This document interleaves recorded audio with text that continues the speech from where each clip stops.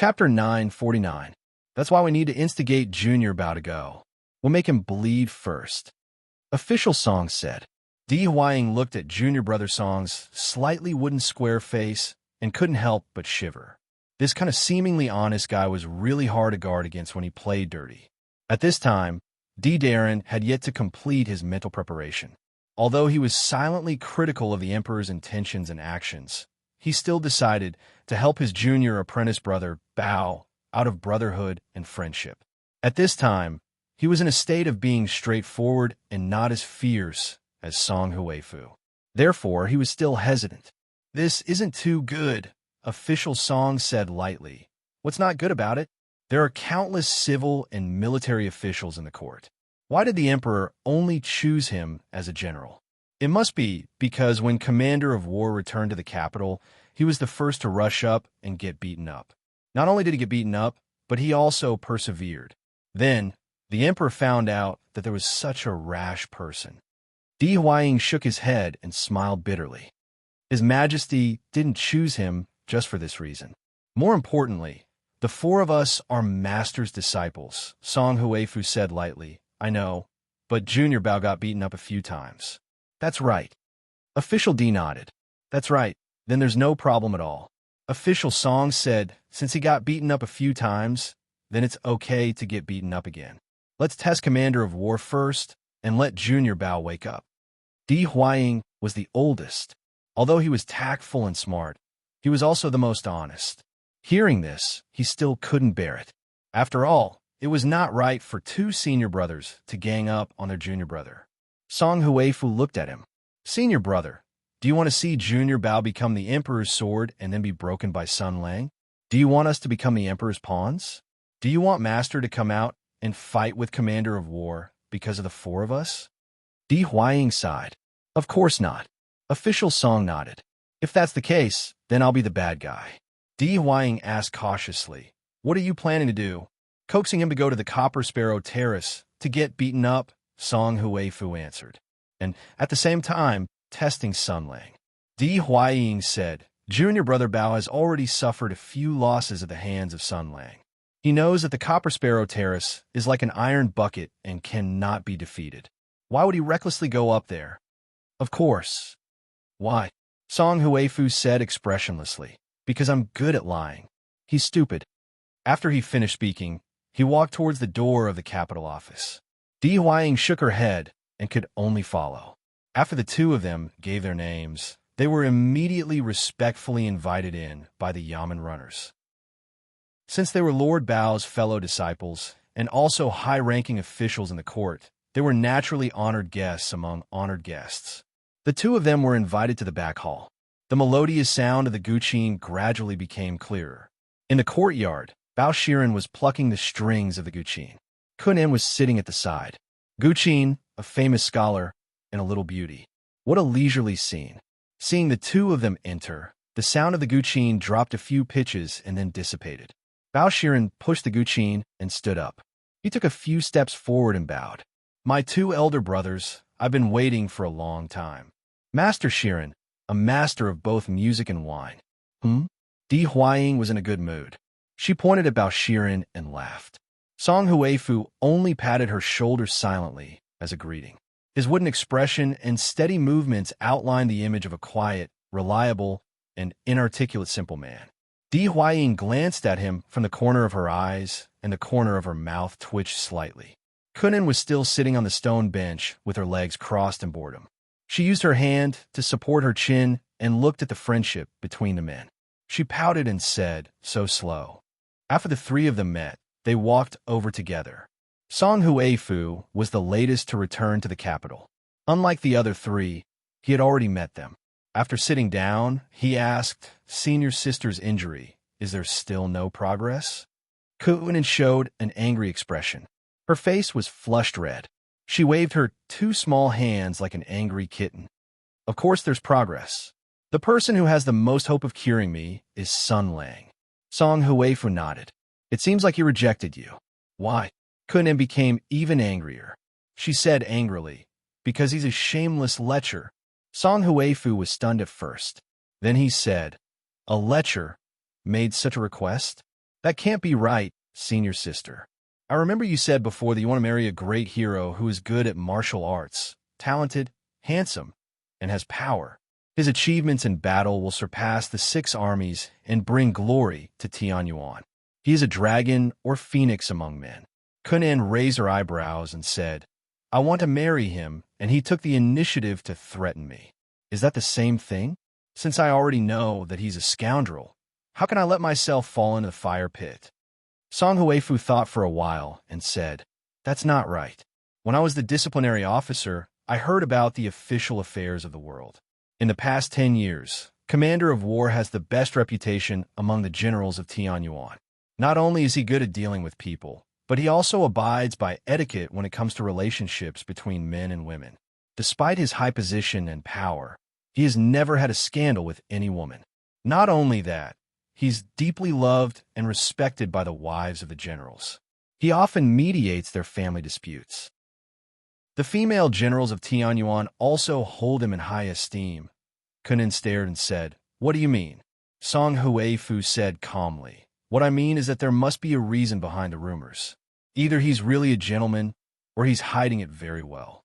But no matter which possibility it is, he wouldn't be so lustful. I'm afraid there's more to this matter. Otherwise, wouldn't it be better to cure senior sister first, and then force her to repay him? He stared straight at Conan, like a swamp-leaping fish. Miss Conan was a little flustered under such a gaze. In addition, Bao Shiren and Di Huaying were also looking at her suspiciously. She was anxious and simply threw caution to the wind. She slammed the table hard and shouted with a red face, That lecher doesn't want me to accompany him after I'm cured. He wants me to accompany him in this appearance first. Don't you 3 bastards understand? So that's it. It could be explained clearly. Why did the general not get close to women? Why didn't he get close to the flowers? Why didn't he show any interest in the female generals of Tianyuan? If this is the reason, it can be completely explained. The general of Shunsei likes young girls. It must be pointed out that the empire was founded on martial arts. This kind of martial arts culture affected the country and the people in all aspects. Advocating strength meant that the people were tyrannical. In terms of sex, it was reflected in that people preferred tall and straightforward women and graceful ladies. Only sissies would F***CK little girls. Ordinary people's first choice was still tall and elegant beauties, and the bravest tough guys were always F***king men. Therefore, the market for lilicons was not very big. Just like today's morning court, when they saw the delicate and beautiful Conan, only about 1/5 of the courtiers showed curiosity and amazement, and even fewer people showed interest in her. That was about it. In the empire of Hutu, being a lilicon was a very shameful thing. Therefore, just like in traditional countries with strict regulations, it was very shameful to talk about the orientation and hobbies of lilicons in a country like the Empire of Hutu. Although the 4 of them were from the same sect, there was a difference between men and women after all. Besides, Conan was the female lead of this matter. Di Huaying and Bao Shiren, who considered themselves cultured people, naturally felt very embarrassed and intended to skip the topic without leaving a trace. Song Huefu, on the other hand, lowered his head and apologized solemnly. I see. Senior sister, I'm rude and ignorant of the ways of the world. I apologize if I have offended you. Kunin glared at him angrily. If you were not my junior brother, I would have beaten you to death. Just like that, this little dispute and doubt vanished into thin air. At least that was what it seemed to be. Because although Song Huefu, one of the parties involved, maintained a dull expression, his eyes became playful when he lowered his head and apologized. Like young girls? Senior sister, you definitely don't know about the common characteristics of the female generals who are closest to Commander of War, and you definitely don't know about the rumors circulating in the Army of Heaven's Origin. So between you and Sun Lang, who is lying? Kunan seemed to be in a hurry to change the topic. She slapped the table and said, All right, I'm very angry when I talk about that matter. Sun Lang, that bastard, is really lazy and rude. He is a pervert who covets and coerces me. I have to pay him back for the humiliation I suffered. Fortunately, The heavens have eyes and have given me such a chance. Speaking up to this point, she said fiercely, "This time, I've been ordered to investigate the case. I must teach Sun Lang a lesson." Bao Shiren sighed and said, "Senior sister, we still need evidence. This battle is not easy to fight." Song Huifu nodded and said, "We have an imperial order and a personal grudge. No matter what, we have to fight Sun Lang. I'm not talented, but I'm willing to lend you a hand." After he finished speaking, he signaled to Di Huaying with his eyes. Di Huaying had no choice but to pinch his nose and reluctantly agree. After Sun Lang returned to the capital, he was arrogant and domineering. He looked down on the emperor, conspired against the law, threatened the country, and did all kinds of unrighteous things. "We should stand up and stop him." Kanan waved her fist and concluded, "In short, we have to drag him down." Bao Shiren, who had been silent all this time, hesitated and said softly, "Senior sister, senior brothers, we have to investigate a case. The process must be fair and impartial. We can't have any selfish motives." When Song Huifu heard this, he immediately glared and said, "Junior brother, what are you saying? His Majesty has already issued an imperial edict. With Sun Lang's position and status, how could you not know what the emperor's intentions are? We all have an imperial order. Do you want to disobey it?" Kunan also said, "Junior brother, I know that you and Sun Lang are old friends. I also know that you value friendship and righteousness. But at a time like this, you can't have any selfish motives. Don't flirt with him." Di Huaying had to express her opinion under the gaze of the two. "Junior brother, I also have to say something. At a critical time like this, you must be firm in your beliefs. Don't be half-hearted." Faced with the earnest advice of his three fellow disciples, Bao Shiren seemed to feel that something was not right. He said, "No, the imperial order is one thing. Investigating a case is another. No matter what, we have to be fair." Song Huifu heard this and laughed. He said, "Fair? All right, since the four of us are here, let's discuss it here." Hearing this, Bao Shiren could only put aside the small thoughts in his heart. The four of them sat at the stone table in the courtyard. Lord Song dipped his tea into his cup and began to scribble on the table. There are two cases. The first is the inside story of the Copper Sparrow Terrace. The second is the death of Qi Lianyan. The former is very complicated, while the latter is relatively simple. There are four of us, and there are two cases. Should they be difficult first and then easy, or should they be easy and then difficult? Di Huaying said, "There isn't much difference. These two cases seem to be independent, but there are many similarities. First, they are both related to General Shansei, Sun Lang. No matter where we start the investigation, we can't avoid General Sun Lang. Second, according to General Shansei himself, these two cases are related to a deeper and darker conspiracy. Junior brother Bao, you should know this better than anyone else, right?" Bao Shiren heard this, and his expression darkened. He nodded and said, "Yes. According to Sun Lang, there are remnants of the sky demon hiding in the Copper Sparrow Terrace, and Qi Lianyan was killed by the mastermind who instigated him to come here." Kunan asked, "I heard that you were present both times. Is that true?" Of course, Lord Bao answered honestly. He believed that the friendship between the four of them was more precious than gold. They treated each other with sincerity and were as close as brothers. They were friends who could challenge an epic boss together. As a result, he directly replied, "I am 70% certain that the matter of the Copper Sparrow Pavilion was Sun Lang's nonsense. From the beginning to the end, that matter was a scheme to stir up the imperial court and establish his prestige. He made up such a great lie in order to deceive the people of the world." The four of them brainstormed quickly. They were all once quick-witted members of the government. Since they were from the same sect, they were also colleagues. They had a deep understanding of each other and communicated very quickly. Song Huifu immediately thought of the most important point. Since ancient times, the art of lying has been to use both truth and falsehood. Using the truth to cover up a lie is because the cost of fabricating a pure lie is too great. False things can't fool the world. Small lies need to be covered up with small truths, while big lies need to be covered up with big facts. Sun Lang made up such a big lie. So naturally, he must have some shocking facts to back it up. What is it? When Bao Shiren heard this, his face became even more gloomy. The veins on his hands that were placed on the table bulged. The three of them who were familiar with his temperament knew that Bao Shiren was extremely angry at this moment. He slowly said, "The most important evidence is the evidence of the crimes buried at the Copper Sparrow Terrace. That is the capital's #1 brothel. It is a place where the officials and nobles have fun. Those disgusting vermin, those despicable scum, they were blinded by power and wealth. Their souls have fallen. They treated people as playthings and their fellow citizens as pigs and dogs. In those underground chambers, there are traces of their torture and bloodthirstiness. I have seen it with my own eyes. Based on that evidence, it is not an exaggeration to say that those sinners have become devils."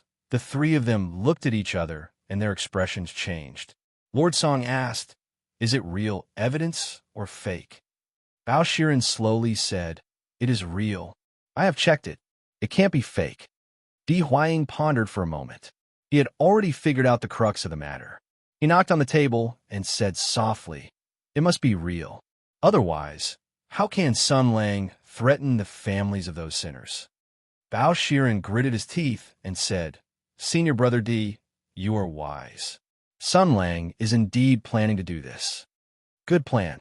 Di Huaying sighed. This matter was originally a heinous crime of those scum abusing their fellow citizens. It was an evil act that went against human morals. However, in Sun Lang's hands, it became solid evidence of the remnants of the Sky Demon corrupting humans and infiltrating the Empire. After all, how can humans do such a thing? Only those who have been seduced and possessed by the Sky Demon would be so cruel and bloodthirsty. He said calmly, "Especially those large and prestigious families. If such a deranged, bloodthirsty, and evil creature were to appear in their family, the family's reputation would definitely plummet. Because the person who leaked this news was Sun Lang, they had no way of suppressing public opinion and diluting this matter. With General Sikong's methods and temperament, their reputation would definitely be completely ruined." Song Huifu continued, "Therefore, there's only one path left for those families. If they can't admit that there's such a scum in their family, they can only agree with the general's explanation and say that this family member's mind has been taken over by the heavenly demon. Although this will cause them to lose some face, it won't hurt them too much. Furthermore, if they do it well, their family's reputation will rise another level." Bao Shiren remained silent. He gritted his teeth and didn't say anything. Kunan sighed. This way, through the ironclad evidence in the Copper Sparrow Pavilion and the list of names obtained through torture, Sun Lang will immediately capture a large number of families who are forced to support him. This kind of alliance is originally extremely fragile because those families are completely unwilling. However, the crux of the problem is, Junior Brother Bao, you have to investigate this matter. Di Huaying also sighed. You have to expose Sun Lang's scam. This also means that you have to restore the truth. Those people acted like animals based on their own will, and not because they were bewitched by the Sky Demon. This is the truth that you want to restore. Song Huifu said calmly. Then those large families will madly become your enemy. Bao Shiren said in a low voice, "This matter was far more difficult than he had imagined. If he was alone, then what was the point of fighting to the end? For his ideals and beliefs, why would he be afraid of death?" However, his senior brother and senior sister were still involved. It's very difficult, isn't it? General Shen's stratagem is truly amazing. Di Huaying sighed and said, "The Copper Sparrow Pavilion is His Majesty's property. How could the current emperor not know about these heartless things? Perhaps it was because of his indulgence that Sun Lang succeeded in one strike. Now that he has his weakness, he wants us to deal with the aftermath." As he said this, he suddenly saw Song Huifu give him a subtle thumbs up. Lord Di was startled and hurriedly looked at Bao Shiren. Lord Bao didn't see this scene. He had his head lowered and was deep in thought.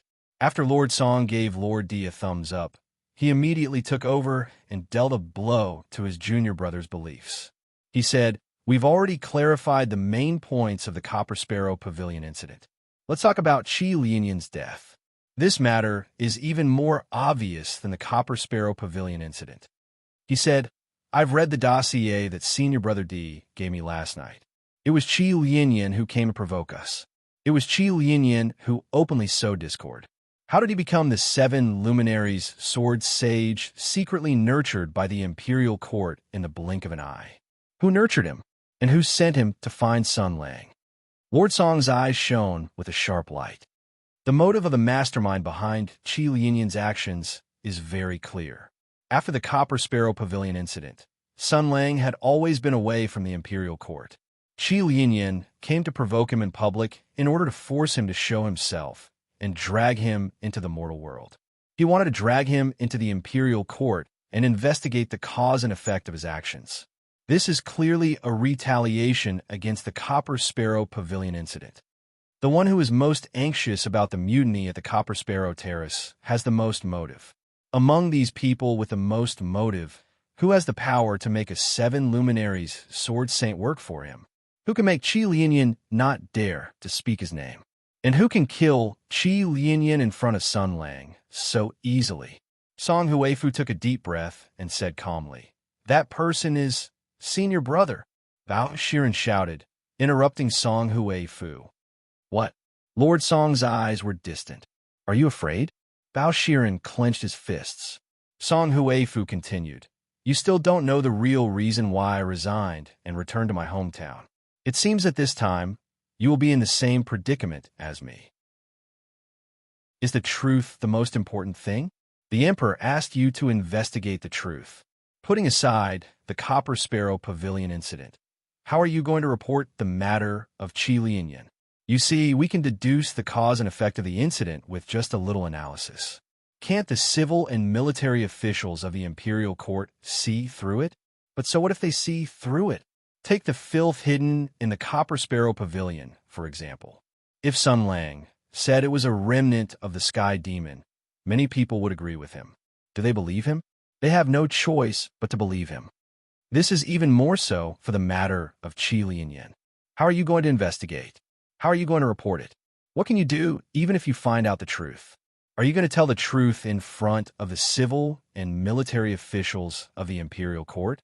Are you going to say that His Majesty sent Qi Lianyan to the Copper Sparrow Pavilion to pick a fight, but he was too incompetent and was forced into a corner by Sun Lang, and was killed before he could say your name? Or, Lord Song said calmly, or perhaps you're going to figure out the Emperor's intention and push all the blame on Sun Lang. After all, the Emperor wants to deal with him. You don't like him either, right? Bao Shiren stood up abruptly. Of course not. Lord Song looked at him. Then how are you going to win? Lord Bao gritted his teeth. Things in this world are difficult to achieve. I just want to have a clear conscience. What if things get worse?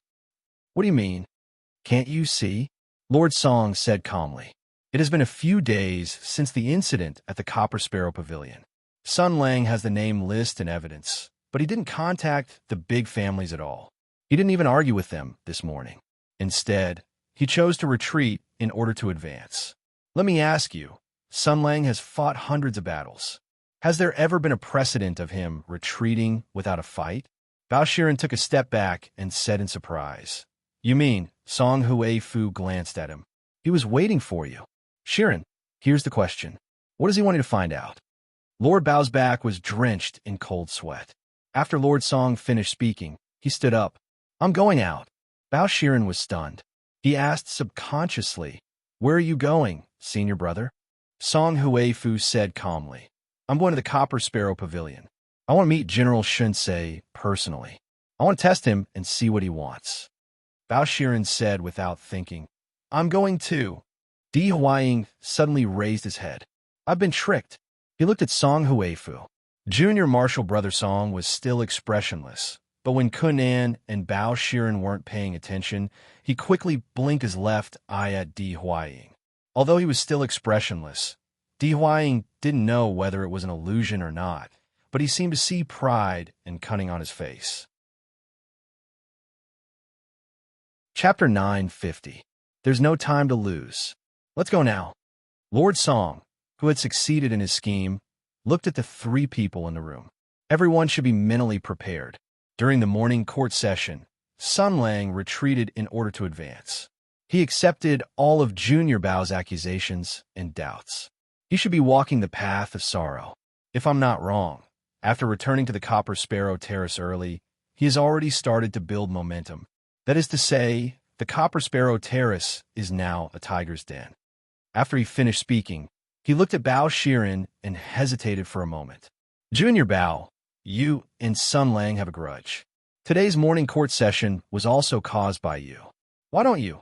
Lord Bao said proudly. Senior Bao's words are wrong. Since it was caused by me, how can I stay out of it and let you go into danger alone?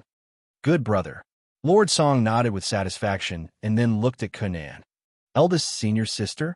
Kunan said directly, I'm not going. Her objection was reasonable. She had already had a conflict with Sun Lang, and the point of conflict was that kind of embarrassing thing between a man and a woman. The two of them had almost torn apart all pretenses of cordiality. How could she be willing to pinch her nose and enter the tiger's den again and be ridiculed by Sun Lang in all sorts of ways? Song Huifu nodded. I understand. You don't need to go. Since that's the case, you can rest in the residence for a while. The three of us will go and talk to General Shinsei. Kunan raised her eyebrows. You make it sound like I'm useless. If I don't want to go to the Copper Sparrow Terrace, why should I stay in the capital office? Are you looking down on me? Song Huifu's face was still expressionless. No one could tell what he was thinking. Then what is your opinion, eldest senior sister? Kunan jumped onto the stone bench and stepped on the stone table with one leg. Even in this position, she could only barely look at Song Huifu. Miss Ku snorted. There are two cases. You want to test Sun Lang for the first case. Why can't I investigate the second case? Song Huifu frowned and said, Senior sister, you're saying the cause of Qi Lianyin's death was that he stopped Shun Yaohua's carriage in the middle of the street and kept pestering her. Later, 3 disciples of the Sun family of River East saw him and secretly notified the Copper Sparrow Terrace, which led to the arrival of Sun Lang soldiers. Then, Qi Lianyin brandished his holy sword in the middle of the street and started a fight, which led to Sun Lang's appearance. Kunan snapped her fingers and said, among the 2 groups of people who first came into contact with Qi Lianyin, the Sun family of Jiangdong and Sun Lang have been flirting with each other. If there is no accident, it is very likely that they will put Sun Lang into the genealogy. Perhaps it is impossible to get anything out of these 3 people. Besides the 3 of them, the only witnesses at that time are Shun Yaohua and her brother. This may be a breakthrough, Lord Song said, but as far as I know, this matter has little to do with the Shun siblings. Maybe it does. Anyway, there is no harm in paying a visit. After all, don't forget whose wife Shun Yaohua is. Kunan revealed a meaningful look and said, there is more to it than meets the eye. The 4 people's expressions turned serious at the same time. The Tianyuan chaotic war lasted for decades and ended in the Great Barren Mountain. That earth-shattering battle brought peace to the world, but it was shrouded in endless fog. Everyone only knew that hundreds of thousands of heroes had completely defeated the Sky Demon at the cost of blood and lives, but no one knew the specific details. They didn't even know how the battle was won, nor did they know what happened on the final battlefield full of blood and fire. It was precisely because of the mystery and the unknown that people were interested in talking about it. In the past 2 years, there have been endless debates and so-called truths about the Battle of the Great Barren Mountain. While the countries were crazily inquiring for information, they were also trying their best to spread the truth. They regarded the Hutu Empire as an imaginary enemy and spared no effort in slandering the empire. The people wrote books, the government set up monuments, and the reactionary forces didn't give up on the idea of destroying the Hutu Empire. The despicable and insidious Hutu emperor carried out the selfish practices of their lamentable palace. When they were about to win, they killed the greatest contributor because the heroes were the people's heroes and not the emperor's heroes. In order to maintain his rule and reputation, The emperor killed the heroes and let the invincible marshal die from a dagger in the back in the final battle. Such a saying gradually rose and spread overseas. Because of the deliberate dilution and information control of the court, the freedom of speech in the Imperium was naturally not as great as in other countries. However, everybody had brains and mouths, and the court couldn't control what they said in private. Naturally, some things became more and more intense. Kunan and the other 3 disciples of his sect were all Wu Ho's favorite disciples. They were all extraordinarily intelligent talents. Naturally, they knew what happened on the Great Bear Mountain. Right now, the most widespread consensus was that after the victory of the Battle of the Great Bear Mountain, the commander of war, Jia Ying, was immediately attacked by the remaining soldiers of the Heaven's Origin sector. The 2 parties fought each other and broke up. The army of the Imperium was annihilated, and the commander of war disappeared. The Battle of the Great Bear Mountain came to an end. That was the most basic consensus. On top of that, everybody's disagreement or curiosity was how many of the 300,000 elites of the Imperium were killed by the Sky Demon, and how many of them were killed by Jiang. It was an extremely awkward question that might never have an answer. For most people in this country, an answer that had no answer was the best answer. There were no schemes, no betrayals, and all the soldiers died in the final battle as heroes who brought peace to the Earth Hutu. But some people were not willing to accept that. For example, Qi Lianyan, who spoke arrogantly in public. For example, Shun Yaohua, Kunan said slowly. I'm told that Shun Yaohua's brother was detained by the Copper Sparrow Pavilion for a night and was not released until she went there in person. Before that, nobody knew the identity of her brother. In the quarrel with Qi Lianyan that followed, Shun Yaohua's brother showed hostility to Sun Lang, too. None of the other 3 said anything. They already knew what Kunan was up to. Senior sister, Song Huifu said, this is not a secret we can easily get involved in. Don't let anger get to your head.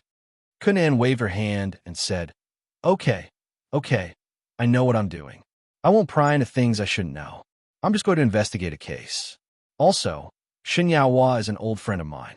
It's just that something happened to us later, so we haven't seen each other since. At this point, her expression became slightly sad.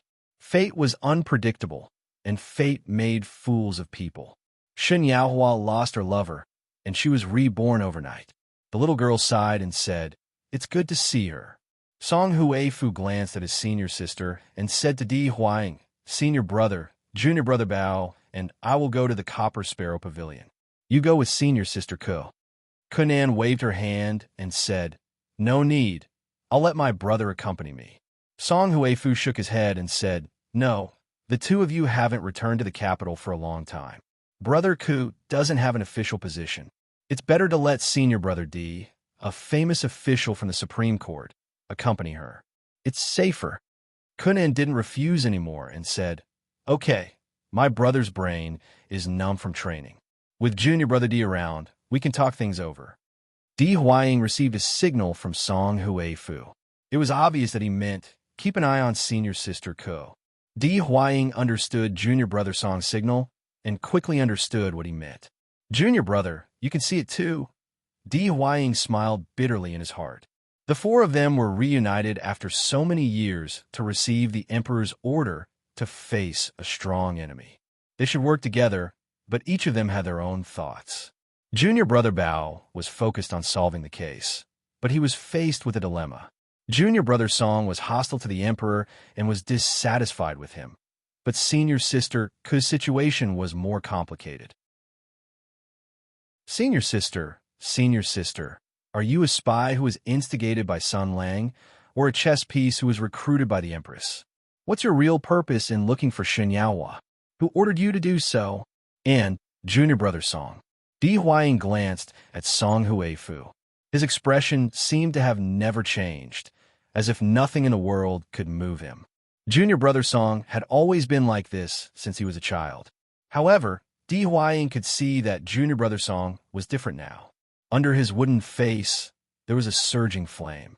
He didn't hesitate to express his dissatisfaction with the Emperor, and he didn't hide his intention to cause trouble for the Emperor. Junior brother, what are you thinking? What do you want to do?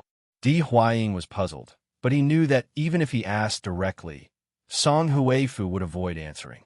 Things had changed, and people had changed. They were no longer carefree teenagers.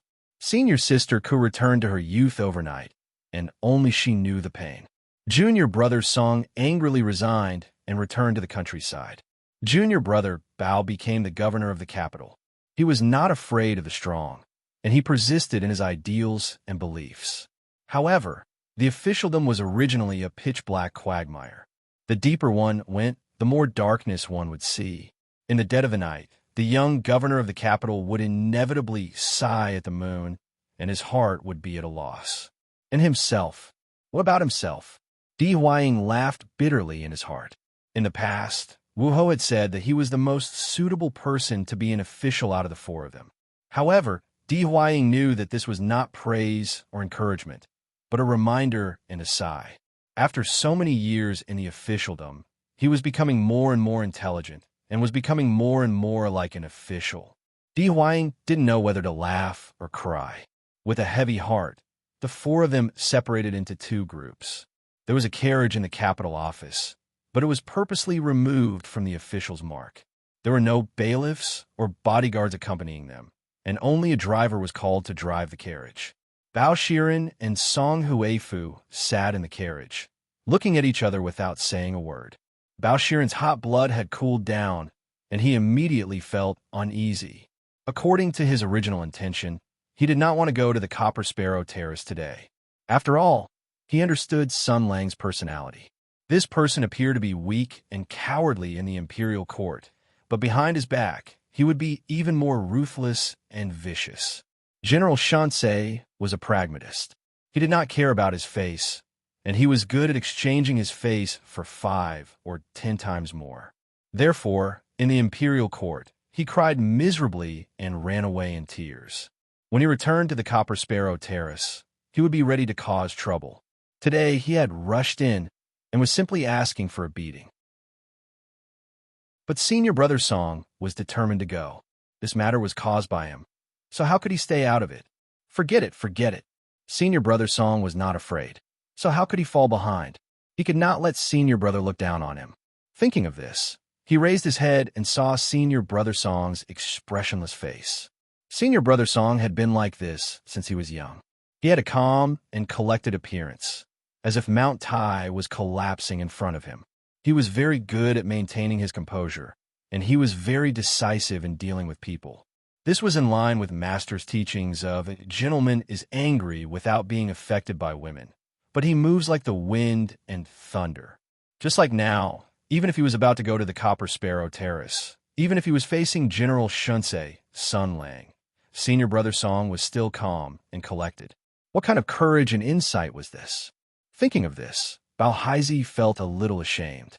Compared to senior brother Song's calmness, he was far from it. With admiration, he asked, Senior brother Song, are you not worried or afraid? Song Huifu said expressionlessly, Worried about what? Afraid of what? Bao Shiren smiled bitterly. Senior brother Song, I made a fool of myself in front of you. I have some friendship with Sun Lang, and I know his character very well. I'm not afraid of ordinary enemies, but facing Sun Lang, I really don't feel confident. He looked depressed and sorrowful, as if he was thinking of the loss and lesson he had suffered before. He sighed. Senior brother, we are all from the 6th Fan School. There are thousands of people in the world, and they have different appearances and thoughts. It seems difficult to predict, but in our eyes, all living things have common sense. Everyone has their own temperament and mind. By observing a person's temperament, we can judge their behavior and way of dealing with things. It's always successful in investigating cases and political battles, but Bao Haizi sighed again. It's just that this method won't work on Sun Lang. I can't see through him at all, and I don't know what kind of terrible tricks he will use to deal with me. The unknown is the scariest. He can always use unexpected means to deal with me. Speaking of this, he peeked at senior brother Song's expression. Bao Shiren had his own selfish motives. As a twisted Sun Lang boaster, although he saw Sun Lang as an enemy, he recognized Sun Lang's intelligence and ability. Therefore, He believed that Senior Brother Song's calm was based on the fact that he knew nothing about Sun Lang's threat. Therefore, he had an obligation to let Senior Brother Song know the truth. It would be great if he could see Senior Brother Song's nervous or serious expression. That was probably how he would feel. Humans were such ugly creatures. Because they were nervous, they wanted others to be nervous with them. Otherwise, they would appear to be incompetent. But to his disappointment, Senior Brother Song still had a calm and collected look on his face. It seemed that he didn't realize the seriousness of the problem at all. Could it be that Senior Brother Song still didn't understand? Song Huifu nodded and said, "I think I understand what you mean." Bao Shiren was delighted. Then, Senior Brother Song said, "You mean to say that you've been defeated by Sun Lang several times before, and he always used unexpected means to defeat you?" Lord Bao nodded. Senior Brother Song continued, "So that's how it is. But there isn't much hatred on your face.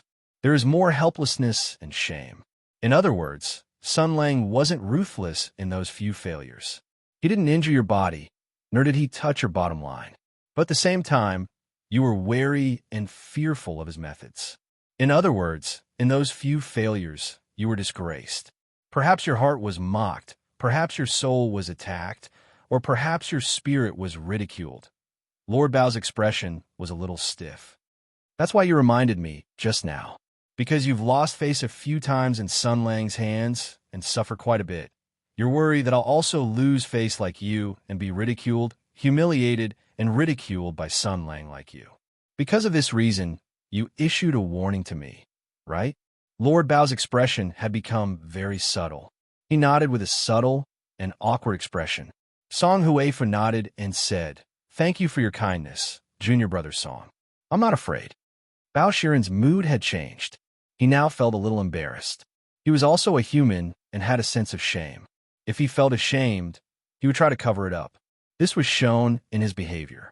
He straightened his neck and asked, "Senior Brother Song, why aren't you afraid?" Senior Brother Song glanced at him. His expression was still as calm as ever. "It's very simple," he said. "I came to the capital because I was summoned by the imperial edict. I'm also helping you with this case. After this, I'll return to my hometown. I don't need to be an official, nor do I need to be famous. What does face have to do with me? It doesn't matter whether I'm embarrassed or not. So, even if I encounter Sun Lang's schemes and traps on this trip to the Copper Sparrow Pavilion, only you, the capital governor, will be embarrassed. I'm not afraid at all." Lord Bao had an impulse to jump out of the carriage. Lord Song continued, "Of course, this is not the main reason. The main reason is that you were the one who spoke up for justice and reprimanded Sun Lang in the imperial court. Every injustice has its perpetrator, and every debt has its debtor. Even if there are mountains of swords and seas of fire at the Copper Sparrow Pavilion, most of them will be directed at you. At most, I'll be swept away by the aftermath." Bao Shiren even felt that he had been tricked. "Don't worry, Junior Brother Bao. No matter what happens to you, I won't laugh at you. I won't tell Senior Brother D and Senior Sister Ku either. Don't worry." Lord Bao turned his head to the side. "Junior Brother Bao, I'm so considerate. Why don't you thank me?" The human heart was a very mysterious thing. Although it grew on the human body, it was very good at deceiving and deceiving people. It could beautify people's memories. For example, after two people parted, their memories of the past would gradually change. The human heart would whitewash it so that the bad memories would gradually disappear, leaving only the good memories. Therefore, the longer the separation, the more people would forget the bad parts of the other party and only remember the good parts of the other party. Therefore, after reuniting, one would feel joy. However, after experiencing the initial joy and returning to normal interactions, one would eventually recall the bad parts of the other party. This was because the human heart could lie. What was whitewashed was not the truth. It might be a little abstract to put it this way, but it was easy to understand with an example. It was like when you went to university and left your hometown. Every time you talked to your family on the phone, your mother would ask about your well-being. She was full of motherly love and missed you so much that she looked forward to your return. After the holidays, when you came home tired and worn out, your mother would welcome you with a smile and listen to you. She would cook and buy whatever you wanted to eat. She did not need you to do any housework or work. She was the closest mother in the world. However, after 3 days, the initial intimacy had passed, and your relationship with your mother quickly returned to normal. She began to nitpick at you, not allowing you to do this and not allowing you to do that.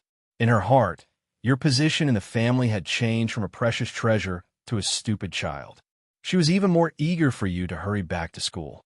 However, less than a week after you dragged your travel bag back to school with a subtle expression on your face, you received a call full of motherly love and longing. Stupid human beings began another sad cycle of reincarnation. This was probably how it felt. Lord Bao's current thoughts. After experiencing the initial joy of reuniting, he recalled the bad parts of senior brother song. Under the other party's reminder, in his speechless sorrow, the carriage arrived near the Copper Sparrow Terrace. After a sincere conversation in the carriage, Lord Bao's mood had changed from uneasiness to resistance. After he was pulled off the carriage by Lord Song, he still muttered, "Senior brother, you have to think carefully. With Sun Lang's narrow-minded personality, we might not even be able to enter the Copper Sparrow Terrace." Lord Song said faintly, "It's fine. You can use the golden token arrow to knock on the door." Lord Bao revealed a bitter expression. "Why do you want me to do it?" He was not stupid. The two of them would most likely be rejected if they visited the Copper Sparrow Terrace. However, if they took out the king's token arrow, no matter how iron-headed the soldiers were, they would not dare to stop them. After all, it was the emperor's order. This was the dignity of the imperial court. However, if they used the golden token arrow to force their way in, it would be equivalent to drawing hatred.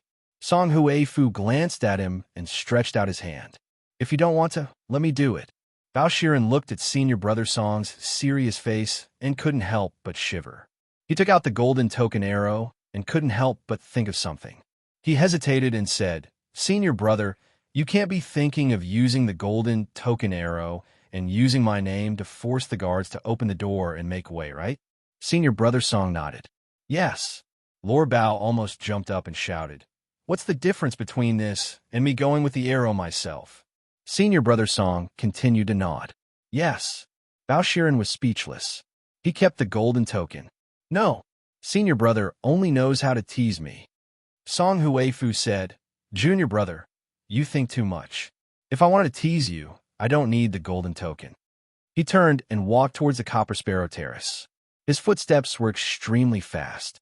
When he saw the soldiers guarding the gate from afar, he opened his mouth and shouted, "Hey, listen up, I am the Imperial Envoy and the Capital Governor Bao." Before he could finish, Bao Shiren rushed up from behind and hugged him. He covered his mouth and said, "Senior brother, don't shout. Senior brother, don't shout. Let me do it. Let me do it." He quickly and flatteringly fixed his senior brother's collar. Then, he ran forward and said to the soldiers in front of the gate in a low voice, "I am the Capital Governor, Bao Shiren. I am here to visit General Shensei. Please help me pass the message. I will be very grateful." As he said this, he was already prepared to be rejected. Just as he expected, after he introduced himself, the eyes of the soldiers on the other side became sharper.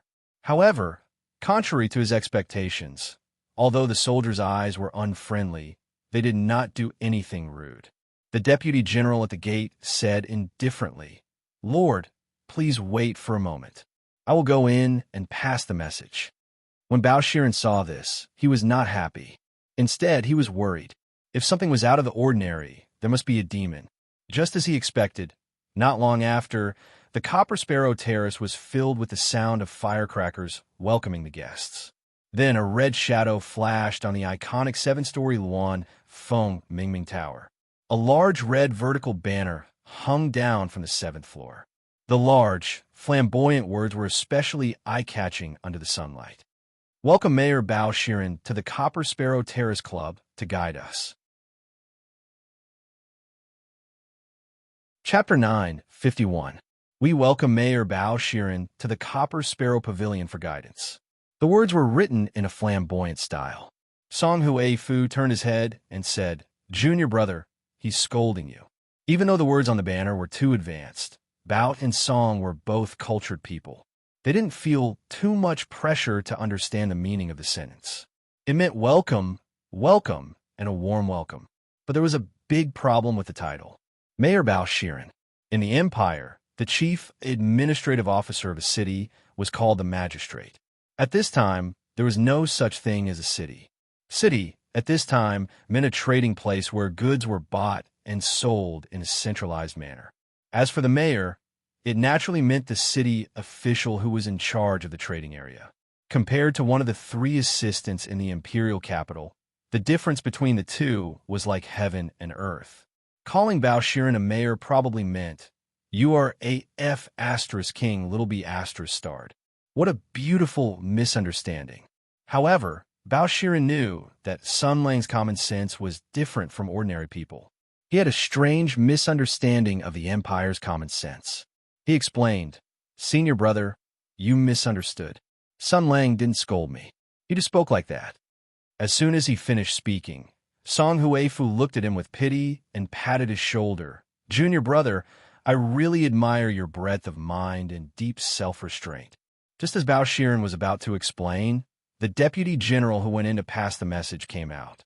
The hostility in his eyes deepened. He stiffly extended his hand and invited them in. "Sirs, please." The door opened. Swords, spears, swords, and halberds. A perfectly straight path extended inwards along the main entrance of the Copper Sparrow Terrace. Both sides of the path were filled with armored and armed soldiers. They stood upright like pine trees, but their eyes were filled with hostility and displeasure. It was as if the words, "I was forced to come out and welcome you," were written all over their faces. As soon as the door opened, they shouted in unison, "Welcome, Lord Bao, for your incognito visit." The loud sound converged into a rolling sound wave that spread in all directions. As the saying goes, don't slap a smiling face. Bao was an honest person. Although this formation did not have good intentions, it was not lacking in etiquette. The soldiers came out to greet him, giving him enough face. He revealed an awkward but polite smile, intending to say a few words of courtesy. But in the next moment, the soldiers who were looking straight ahead opened their mouths again. They roared in a loud voice that shook the sky. "Does Lord Bao have a lover?"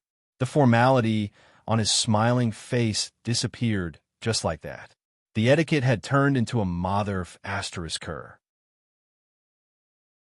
Under the watchful eyes of the crowd, the capital governor's figure froze in front of the Copper Sparrow Pavilion in the cold wind. The situation instantly fell into a deadlock. The strange silence lasted for 3 seconds before the voices of the soldiers once again shook the mountains and rivers.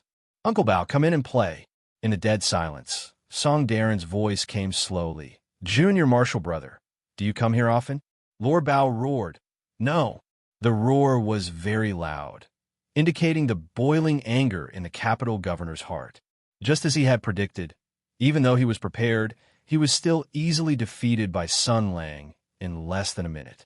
Song Darren seemed to be unaware of Bao's anger and said lightly, "I'm relieved. Just as I expected, General Shin's methods were all targeted at you." After being hit by Sun Lang's cudgel and then casually stabbed by senior brother Song, Lord Bao instantly felt terrible. But since things had already come to this, he would definitely become a laughingstock if he turned around and ran. Bao gritted his teeth and strode in. As expected, he shouldn't have had so many misgivings. To deal with a shameless person like Sun Lang, he had to throw away his dignity. Otherwise, he would only be beaten by him in all sorts of ways. The soldiers still stood ramrod straight and looked straight ahead. Their eyes were bright and full of expression. In terms of spirit, appearance, and posture, they completely met the standards of elite soldiers. They puffed out their chests and did not smile. Their expressions were incomparably solemn as they allowed Sir Bao to walk past them. They were like soldiers who were being inspected by their leader. But their slogan was not very dignified. Facing Bao, who was rushing in with his head lowered, they shouted together, "Don't worry, Lord Bao. The Copper Sparrow Pavilion is closed today. The ladies are not seeing any guests." Bao could not help but roar, "Shut up. This official is not seeing the ladies." Thus the soldiers shouted again, Uncle Bao wants a man. Uncle Bao wants a man. Bao Shiren looked like he was about to go crazy. He did not reply and almost jogged forward. Song Huifu, on the other hand, walked at a leisurely pace. His expression was wooden as he looked at the soldiers who had their chests puffed out. He suddenly asked, "Who is commanding you?" The only response he got was a series of sharp, knife-like gazes. Song Huifu pondered for a moment before a look of understanding appeared in his eyes. He quickly followed Bao Shiren. As the #1 brothel in the capital, the Copper Sparrow Pavilion was the #1 brothel in the capital.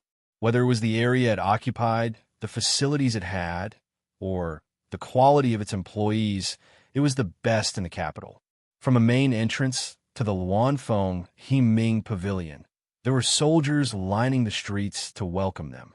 Even the tenacious and strong-willed Bao Shiren felt a little tired. This was a show of strength in the first place. There were often such scenes in television dramas. A certain person went to the enemy's lair as a lobbyist. Before he even entered the door, the enemy had already set up a formation. Hundreds of soldiers lined up to welcome him. They raised their sharp blades and crossed them to form a shiny arch. The lobbyist walked through it with a smile on his face. Due to the lack of filming techniques and funding, there was almost no director who could film this kind of mental pressure and test. As such, the audience did not feel that it was dangerous at all. Thus, they did not praise or acknowledge the lobbyist's courage.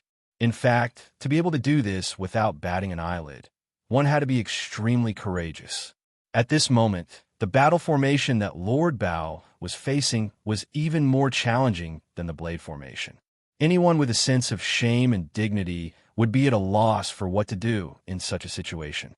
The central road forked, and the welcoming formation came to an abrupt halt. Without a guide or a person to welcome him, Lord Bao was tired and angry. However, he could only find his own way. After all, he had been here once before, so he knew how to get to the Luanfeng Himing Pavilion. Song Huifu followed behind him and said lightly, "Junior Bao, you don't come here often. Why are you so familiar with the way?" Lord Bao was naturally displeased after experiencing the ordeal just now. Furthermore, Senior Song Huifu was here to provoke him. Thus, he spoke in an unfriendly tone. "Senior Song, what are you here for?" Song Huifu replied, "Of course, I'm here to visit General Shunsei."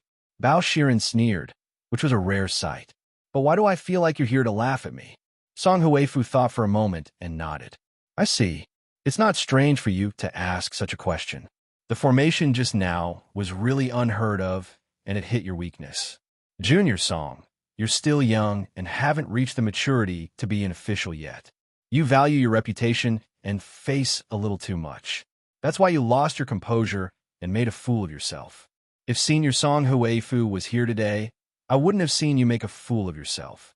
As expected, he was here to laugh at him. Lord Bao was so angry that his face turned red. "Senior Song, this isn't normal. Your junior brother was humiliated and mocked by Sun Lang. As my fellow disciple, not only are you not angry, you even find it amusing? Junior Song, instead of blaming me, you should find your own shortcomings and fix them. For example, if you were more thick-skinned today, those words would have been like the wind blowing past your ears. What's there to be angry about?" Senior Song said, "The more you act like this, the easier it will be for General Shunsei to find your weakness and attack you.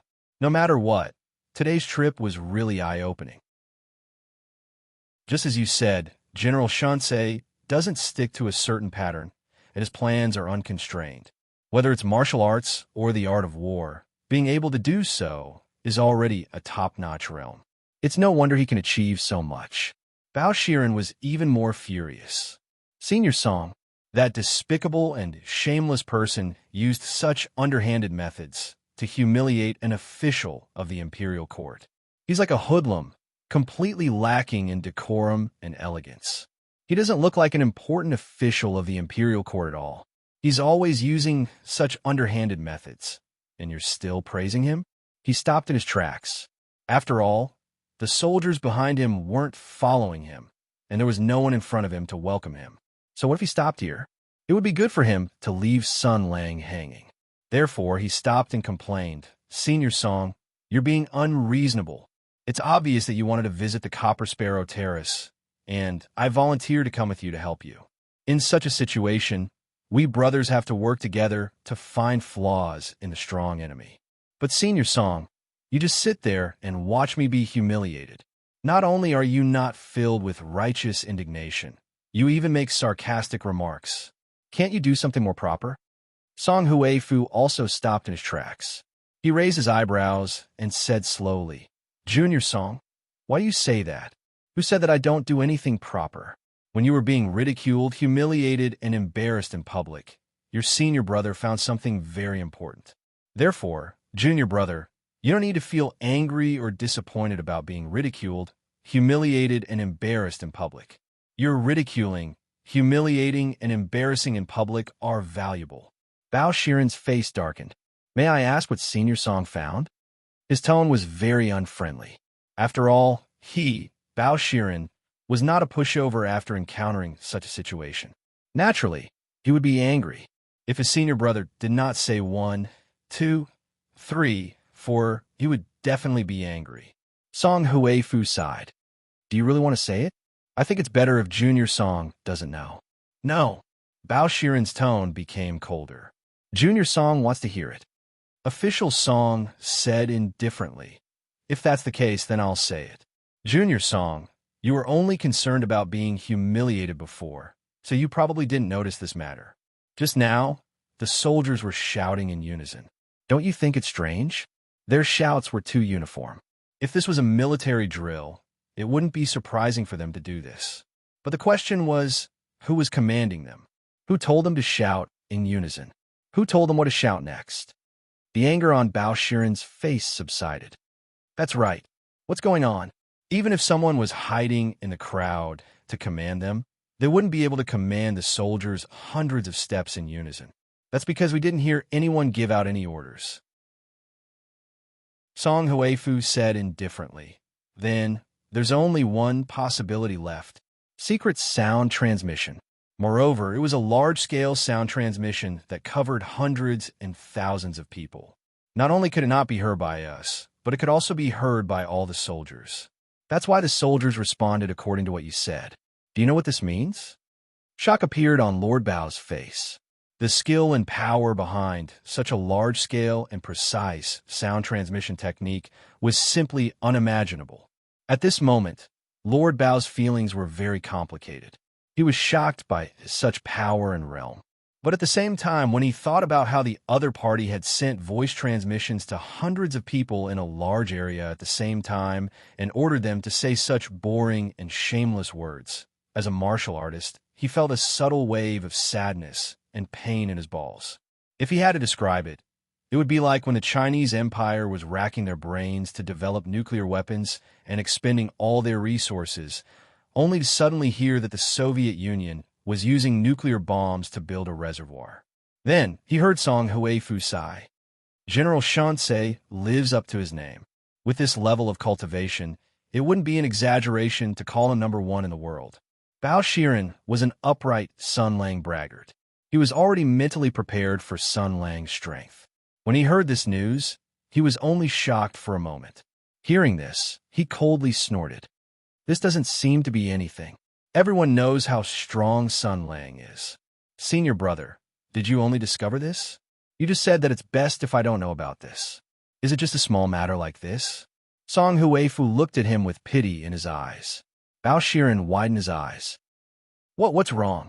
Did I say something wrong?" Official Song slowly said, "Junior brother, think about it. Just now, you said that you don't want to prostitute yourself, and the soldiers immediately shouted that you want to prostitute yourself. What does this mean? It means that General Shansei is not only able to give orders to all the soldiers, he can also hear what you said. If he could hear it just now, he can definitely hear it now. In other words, when you scolded him just now, he heard it all. So, I think it's best if you don't know about this. Otherwise, when you face the next round of attacks from the general, you will definitely regret what you said just now.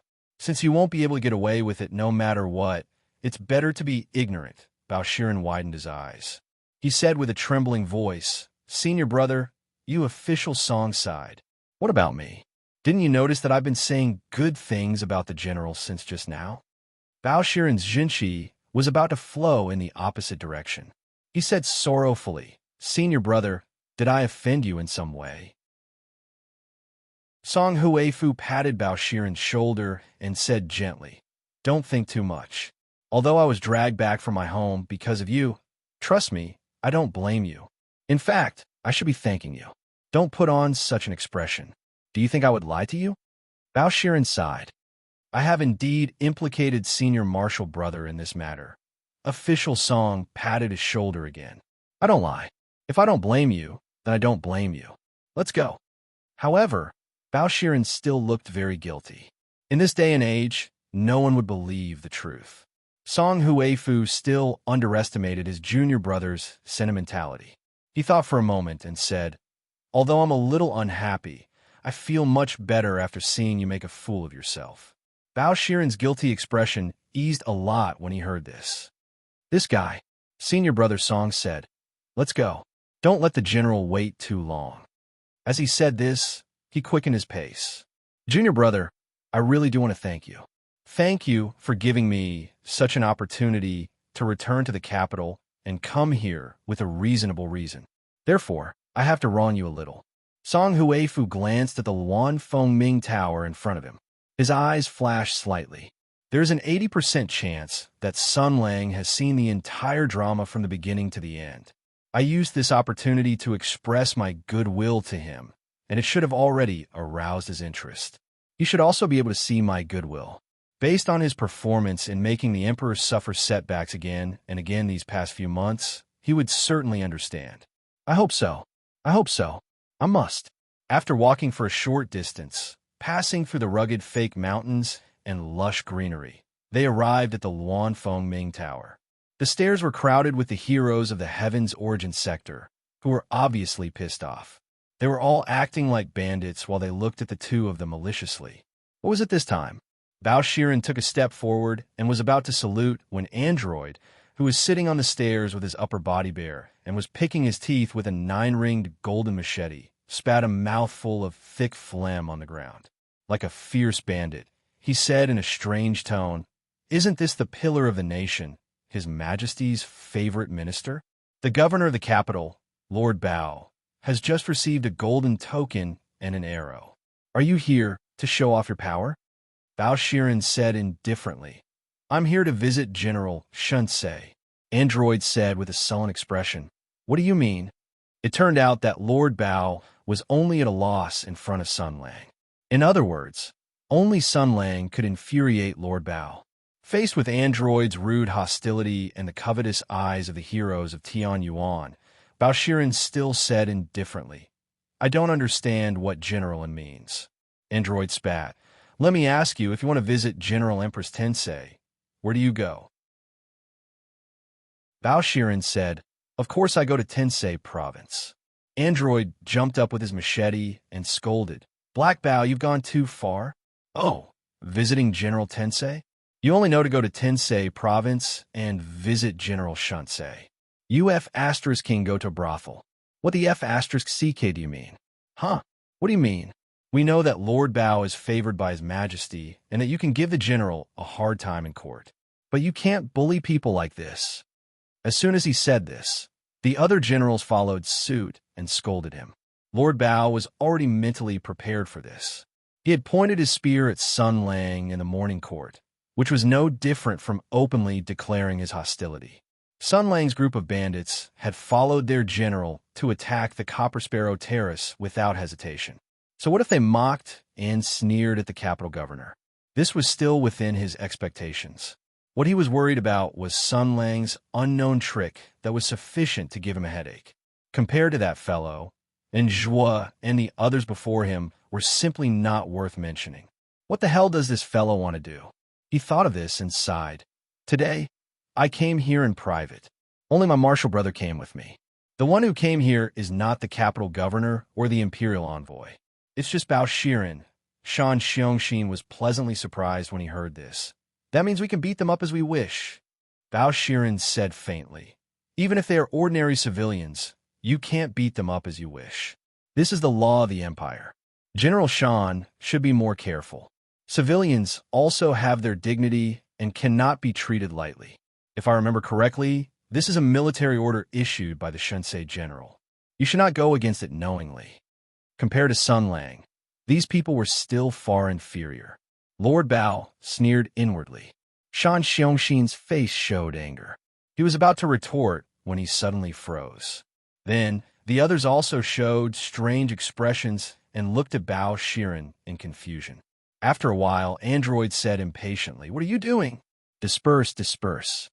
As a result, the group of ruffians dispersed in a hubbub, leaving only Pang Ji behind, who said, the general invites you in. Go in." Bao Shiren was also stunned. What was going on? He thought that the soldiers in front of the door were going to be tormented for the second time. He was still worried about Sun Lang's tricks. How did they get through in the blink of an eye? Or was there a new round of difficulties? But no matter what, they were already here. It was better to take one step at a time. Just as he was about to move forward, he seemed to have remembered something.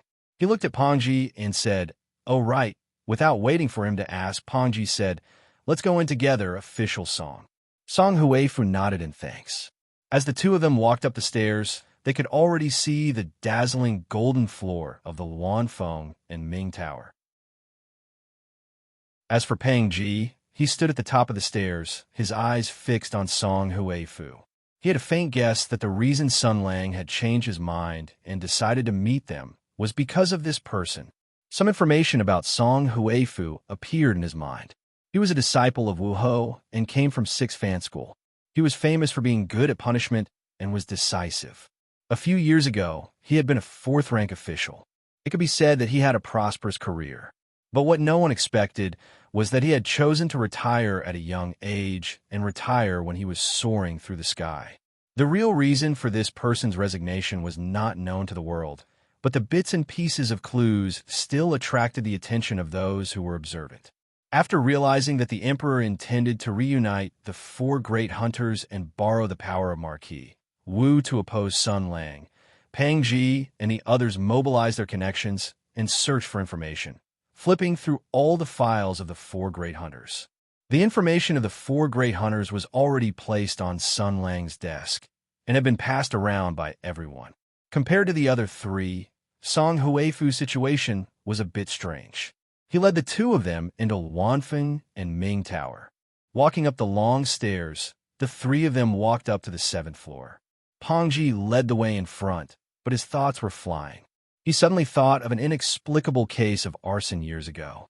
Bao Shiren calmed his breathing and adjusted his state of mind, preparing to face Sun Lang, this bastard. He needed to have a good talk with him about anything. Song Huifu's expression was as calm as ever. However, under his calm exterior, his heart was uncontrollably stirred.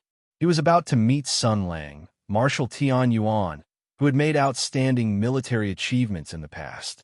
He was about to meet His Majesty's greatest enemy, and he was about to meet the powerful minister who could change this country forever. He had been waiting for this day for a long, long time. Chapter 952. The bell rang, and the carriage moved slowly. Kunan and the others passed through the streets of the imperial capital. When Bao Shiren and Song Huifu were heading to the Bronze Sparrow Pavilion, Miss Ku was also on the move. She was accompanied by her brother, Ku Bowen, and her junior, Di Huaying. They were going to visit Shen Yaohua, the widow of the late Empire's west-conquering general and sword sage of water. She was also the most important witness to Qi Lianyan's death. Although she was the most important witness, in Di Huaying's opinion, Shen Yaohua had nothing to do with Qi Lianyan's death. At most, she was just a pretext. Moreover, this widow had been in the carriage the whole time. She couldn't be considered a witness. It was no different from a fool's dream to get any useful information from her. Thinking of this, Lord D glanced at Senior Ku without batting an eyelid. With Senior Ku's wisdom, she wouldn't waste too much time or do anything useless. Why did she have to visit Shen Yaohua? Did she simply want to see an old friend? Was it because of her professionalism as a constable? Or was it because she didn't want to let go of any opportunity to make trouble for Sun Lang. He couldn't help but think of the look Junior Song gave him before he left. Then he felt a headache. After not seeing each other for so many years, it was hard to know what was in a person's heart. Everyone had their own thoughts and worries. Even if they were siblings in the same sect, there were still secrets that they couldn't tell each other. Lord D was unhappy.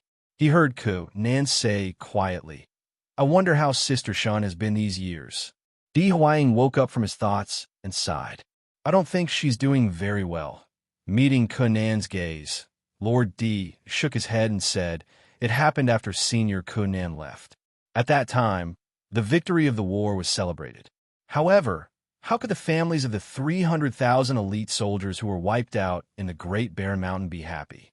Many wives lost their husbands, and many children lost their fathers." Ku Nan said thoughtfully, "Has Sister Shun always been living the Shun family?" Di Huaying nodded and said, "Yes, there were a lot of twists and turns at that time. It was said that the West conquering general had already left a will to prepare for the unexpected. He said that if he died on the battlefield, his wife would be allowed to remarry. She did not need to be a widow to avoid wasting her youth. But after all, he was the sword sage of Water Radiance, a general of the imperial court. He sacrificed himself for the country. The imperial court would not only confer him a posthumous title, but also his wife.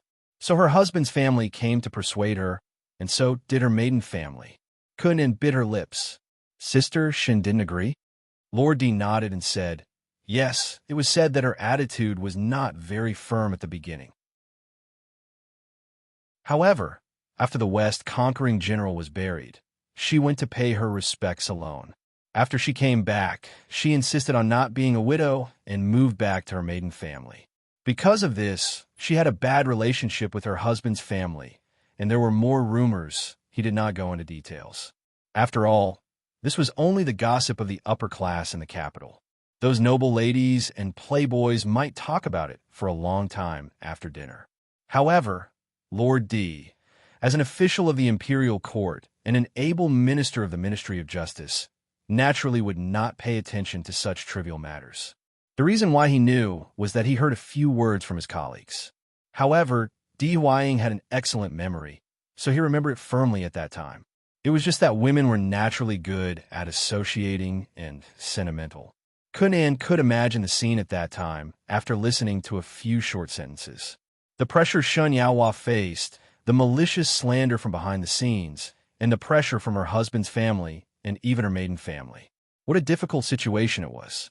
She raised her eyebrows and scolded, "It's all because of you stinky men who force women to be widows all day long. Why? Even the West conquering general knows how to be reasonable. Why do other people join in the fun? Besides, after the war, didn't the imperial court issue a decree to encourage widows to remarry? The country also knows that too many people have died and needs to recuperate. Why can the widows of ordinary people remarry, but the widows of generals can't? Only ordinary people are allowed to set fires, but the officials are not allowed to light lamps." Di Huaying and Ku Bowen, who were present, were swept by the women's rights canon and felt a little embarrassed for a moment. As two hidden male chauvinists, they had a basket of reasons to refute and explain. However, as Ku Nan's brother and second younger brother, they had long understood a profound truth in the past that they should not try to reason with women, especially Miss Ku. At this time, let Miss Ku scold to her heart's content first. Sure enough, after Ku Nan scolded a few words, she found something wrong. Her beautiful eyebrows frowned. "Well, it seems that Sister Shun did not remarry." Lord D said, "Yes, this is very puzzling. She clearly refused resolutely and did not even want the dignity of the first-rank noble lady. She left the Chow family under great pressure and wanted to remarry regardless of everything. However, the most strange thing is that Shun Yaohua has been staying in the Shun family for the past 2 years.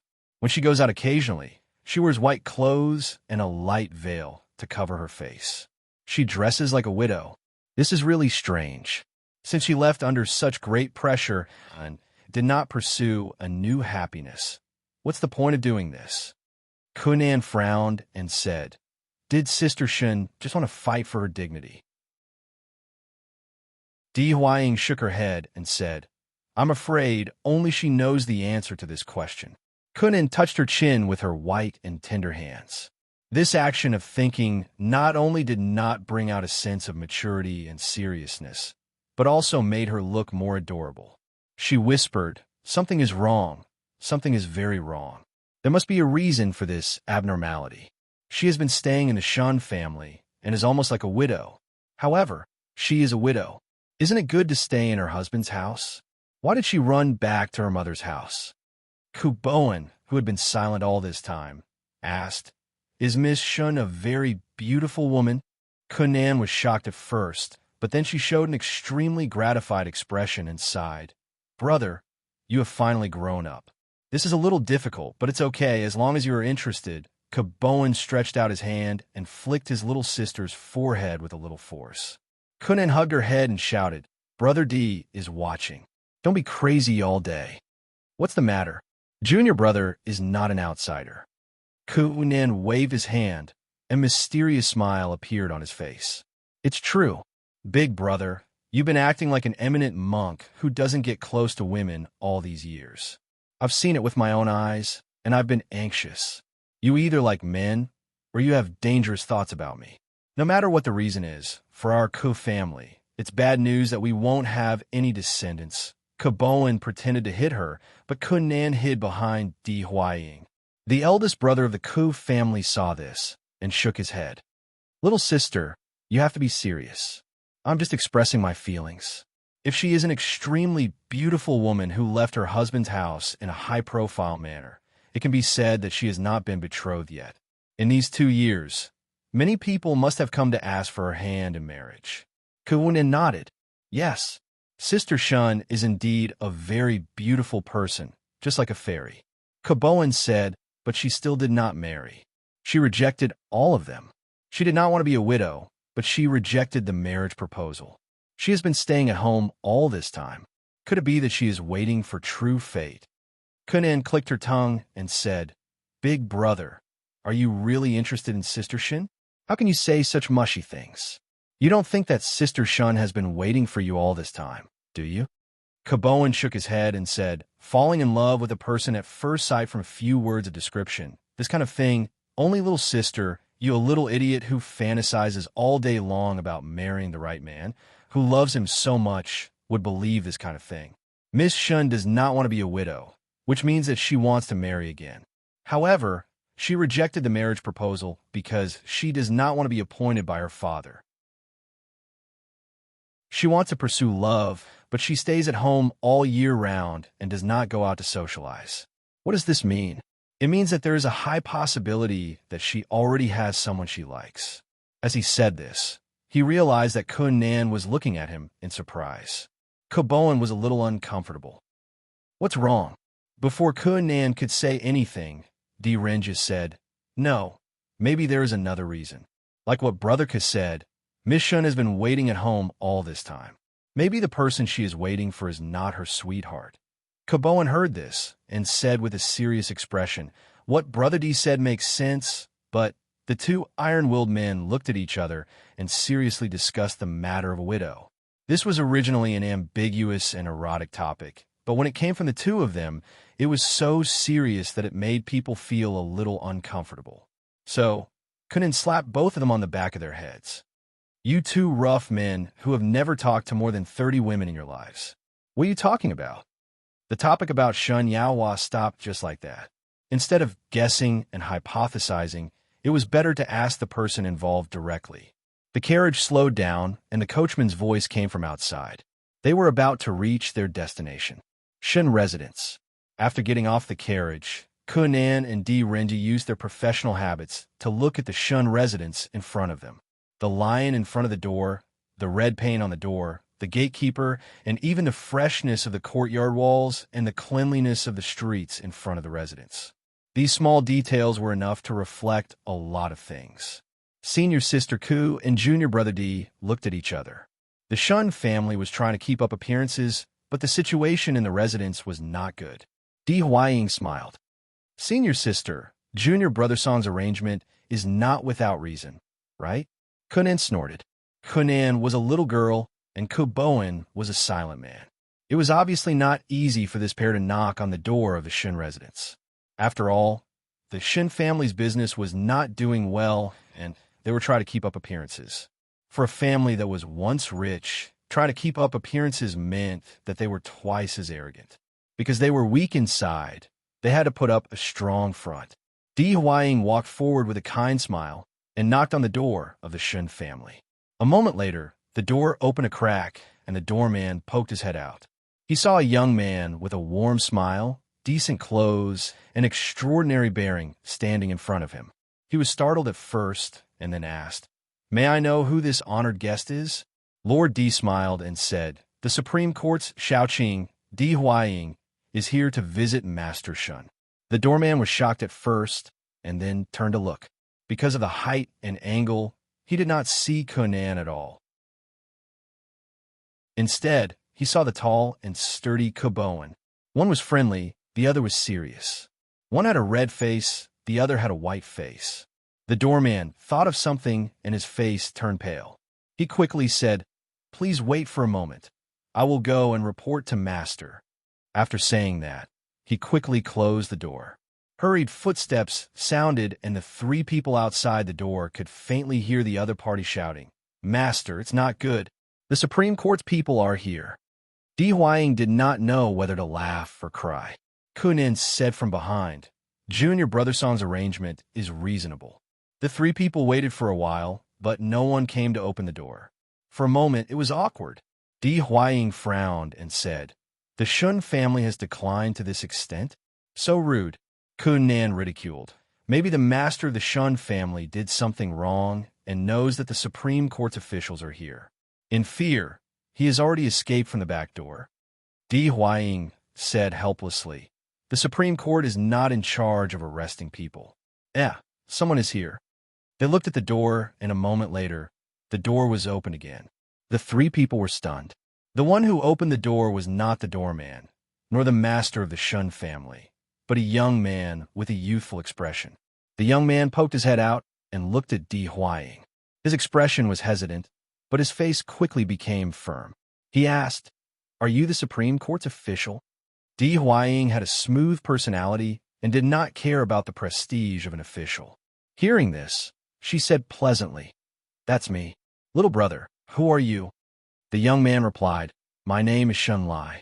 My father is Shun Shixiao." Di Huaying suddenly understood. So it's young Master Shun. Shun Lai had an anxious look on his face. It seemed that he had come here on his own accord. He spoke very quickly. "Are you people who have been ordered to investigate Qi Lianyin's case?"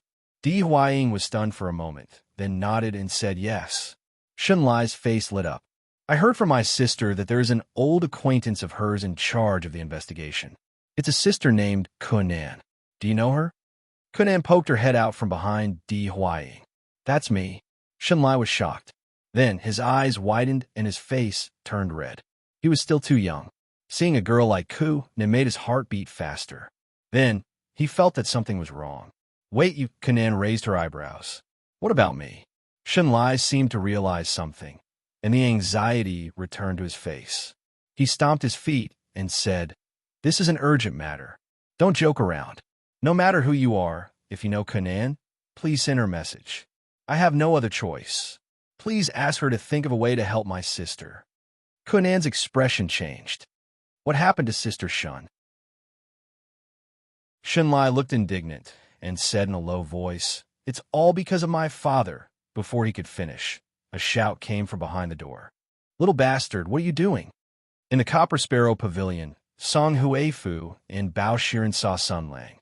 Pongji closed the door. When the two entered the hall, Sun Lang was nowhere to be seen. Master Bao immediately became alert. Song Huifu wanted to look around, but was stopped by Bao Shiren. "Be careful, Brother Song. There might be some evil trap waiting for us." Song Huifu looked at him and said loudly, "Student Song Huifu greets Commander of War." After a moment, there was a sound from the bedroom. Someone sighed. "Sigh, Bao Haizi, I have to say that your brother is much more polite than you." Bao Shiren snorted and carefully approached the door. He gently pushed it open and then jumped back as if he had been electrocuted. It was as if there was something dangerous inside. Once bitten by a snake, 10 years shy of ropes. There were no jackals, wolves, tigers, or leopards in the room, nor were there any insidious traps. There was only Sun Lang sitting on the precious greenwood carpet, facing the bed. They didn't know what he was tidying up. While he was fiddling with his back to the two people, he said, look at you, Master Bao said coldly. It's because of the general's wisdom that I have to be careful. Sun Lang sighed. I wanted to arrange for a few ladies to take off their clothes and bathe here. When you pushed the door open and the ladies screamed, the paparazzi outside would rush in and take pictures like crazy. You would be nailed to the censorate's pillar of shame in minutes. Bao Shiren's heart turned cold when he heard this. He scolded, shameless. Sun Lang didn't care and continued to sigh. Then I thought about it. No, I can't do that. F***ck your mother. I haven't seen such a scene before. Why should I let you, Bao Haizi, do it? When he said this, his back was still facing the two people. His shoulders were shaking. They didn't know what he was doing. Bao Shiren became more and more suspicious. He took 2 steps back and shouted, what are you doing now? Sun Lang turned his head sideways and moved half a body away. It turned out that there was a box in front of him. He was just putting something into the box when he saw the general sigh sadly and sorrowfully say, Bao Darren, this general was impeached by you in the imperial court. I was very frightened and deeply realized that I can no longer keep up with the current version of events. After thinking about it, for an old man like me, staying in the imperial court is just occupying a latrine pit and not taking a shit. Why don't I bid farewell here and retire to my hometown? What? You won't allow me to tidy up? Bao Shiren was so angry that he laughed. Don't try this with me. Sun Lang's body trembled. His eyes were filled with fear. He shouted, someone come. Someone come. Come in and take a look. Master Bao is scolding me. Bao Shiren growled. Are you done playing? Sun Lang glared at him. What are you saying? I don't play with men. Bao Shiren glared at him for a moment. He softened his voice and said, I have something to tell you. Sun Lang retreated in fear. He covered his chest and looked like a helpless girl who was about to be humiliated. I'm warning you. The Empire has its laws. The Empire has its laws. Don't try this with me. Bao Shiren rolled his eyes and ignored his words.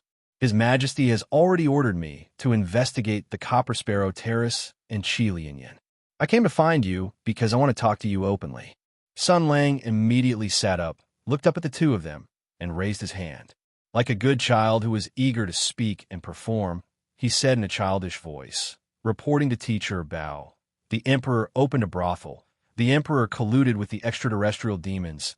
The Emperor appointed the Sword Sage. The Emperor killed his son to silence him. The Emperor is a bastard. The Emperor is a son of a bitch. The Emperor is so bad. Why don't we change another one? Bao Shiren couldn't accept such a direct and explosive discovery. He shouted in anger, How dare you? Sun Lang hugged his knees and swayed back and forth like a roly-poly toy. He said as if nothing had happened, You only know how to say this. Is this what it means to be honest? Do you think this is not the truth? If it is the truth, what are you going to do? Bao Shiren said coldly, This is just a bunch of nonsense. There is no sky demon at the Copper Sparrow Terrace. Sun Lang looked at him. So you don't deny that Qilianyan was killed by the Emperor? Bao Shiren Sunran said, I'm talking about the Copper Sparrow Terrace with you. Sun Lang reclined on the ground and propped his head up with his hand. He cast a sidelong glance at Bao Shiren. But I don't want to talk about the Copper Sparrow Pavilion with you. Bao Haizi, this is a game between me and the Emperor. You should be prepared to participate. Today, I will only ask you one question. After you answer, I will decide whether or not to continue the discussion. What question? Sun Lang looked up at the ceiling and said indifferently, Between the Emperor and the truth, which one do you choose? Between the Emperor and justice, which one do you choose? Bao Shiren said in a low voice, Do these two have to oppose each other?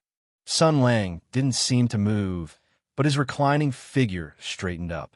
The General of Divine Strategies looked straight into Lord Bao's eyes and said calmly, Definitely, unless you think that the Emperor is justice. Bao Shiren was speechless. Facing Sun Lang's eyes, He could not speak. He should not have come the first place. He did not want to come in the first place. It was only because Senior Brother Song wanted to come that he followed. He was not prepared, even though he knew that he would have to face Sun Lang sooner or later. But in the next moment, he looked at Sun Lang and said slowly, "In that case, Sun Lang, I also have something to ask you." "What is it?" Bao Shiren's gaze seemed to pass through the blood of the great desolate mountain. It passed through betrayal, sadness, anger, and hatred. It crossed time and space and saw the Sun Lang of the past and the Sun Lang of the present. He asked, "Is revenge justice? Do you still believe in justice?" Sun Lang did not answer. "You can't answer? Then what right do you have to ask me such a question?" Bao Shiren said indifferently, "You said that I should choose between the Emperor and the truth. In reality, you are asking me if I should stand on the side of His Majesty or you. I, Bao Shiren, have always wanted to stand on the side of justice. You told me that His Majesty is not righteous. But now, are you righteous? Your revenge will shake this country and destroy the hard-won peace.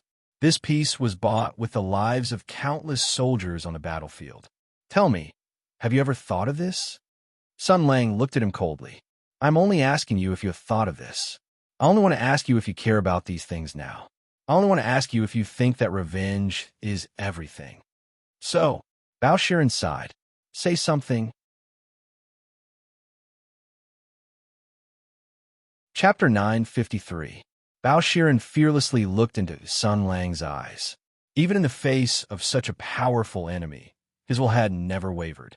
Even he himself knew how great the disparity in strength was and how slim his chances of victory were. However, this was not important. If he had fled just because his chances of victory were slim and there was a great disparity in strength, then the human race would have been wiped out by the Sky Demon a long time ago. How could they have lasted for a few decades? This was his duty. He had to stand up. Justice. Sun Lang repeated this word. "Of course I believe it." He smiled. "What is justice?" "Justice is that I have bled and sweated for the country. But in the end, I was framed by the Emperor out of jealousy. However, I did not die. What is this called? This is called justice. This is called the heavens have eyes." He took a step forward. This light step caused Bao Shiren and Song Huifu's breathing to stop. It was as if there was a mountain of flesh and blood pressing down on them. Sun Lang poked Bao Shiren's chest and said calmly, "I, Sun Lang, have been in the military for 6 years. I have fought hundreds of battles, both big and small. I have killed countless Sky Demon for the Empire and won one battle after another for the Imperial Court. Why did I become a marshal in my 20s? It was because my contributions were so great that the Emperor could not suppress them, even if he wanted to. To think that a peerless hero like me would be stabbed in the back by the Emperor during the final battle. Does the Emperor still have a conscience? No. Does the Imperial Court still have laws? No. Is there still justice in this world? There is." Sun Lang said, "Yes, there is." "What is justice?" "Justice is justice. That kind of battle in the Great Bear Mountain, I actually survived alive and kicking. Not only that, I actually became King stronger. The Emperor tried to steal a chicken, but failed. Don't talk about losing the rice. He even lost the rice jar. What is this called? This is called deserved. This is called lifting a rock and smashing it on your own feet. This is called retribution." His smile was still very gentle, as if he was sharing something happy with a friend. From inside to outside, his soul was brimming with joy. "Bao Hazy, tell me, is it wrong for the Emperor to murder a meritorious official out of selfishness? Since he made a mistake, the meritorious subject has escaped from a hopeless situation. Tell me, isn't this called evil cannot prevail over good? Since evil cannot prevail over good, does that mean that justice will last forever?" He smiled and concluded, "So, do you think I believe in justice? I believe it, of course I believe it. Not only do I believe in justice, but I also believe in retribution. I didn't do anything wrong. If the Emperor wants to kill me, he is a bastard. I didn't die. I want him to pay the price for what he has done." This kind of behavior is the reincarnation of the heavenly Tao. This is karma. This is justice. He spread out his hands and said, "You see, what a self-consistent logic." Bao Shiren was not confused by his words. A persistent person would always be persistent. His willpower could let his heart understand the essence of the problem. The capital governor said in a deep voice, "But your revenge will cause the throne to change, the country to be in turmoil, and even provoke internal strife. Peace will no longer exist, and war will come again. The peace that was bought with the blood of heroes will no longer exist. The innocent and helpless people will sink into the flames of war. If you do such a thing, if your actions lead to such a result, then your revenge, is it still righteous?" Definitely not. He looked straight into Sun Lang's eyes. So at that time, no, there is no need for that time. It is now. Not only me.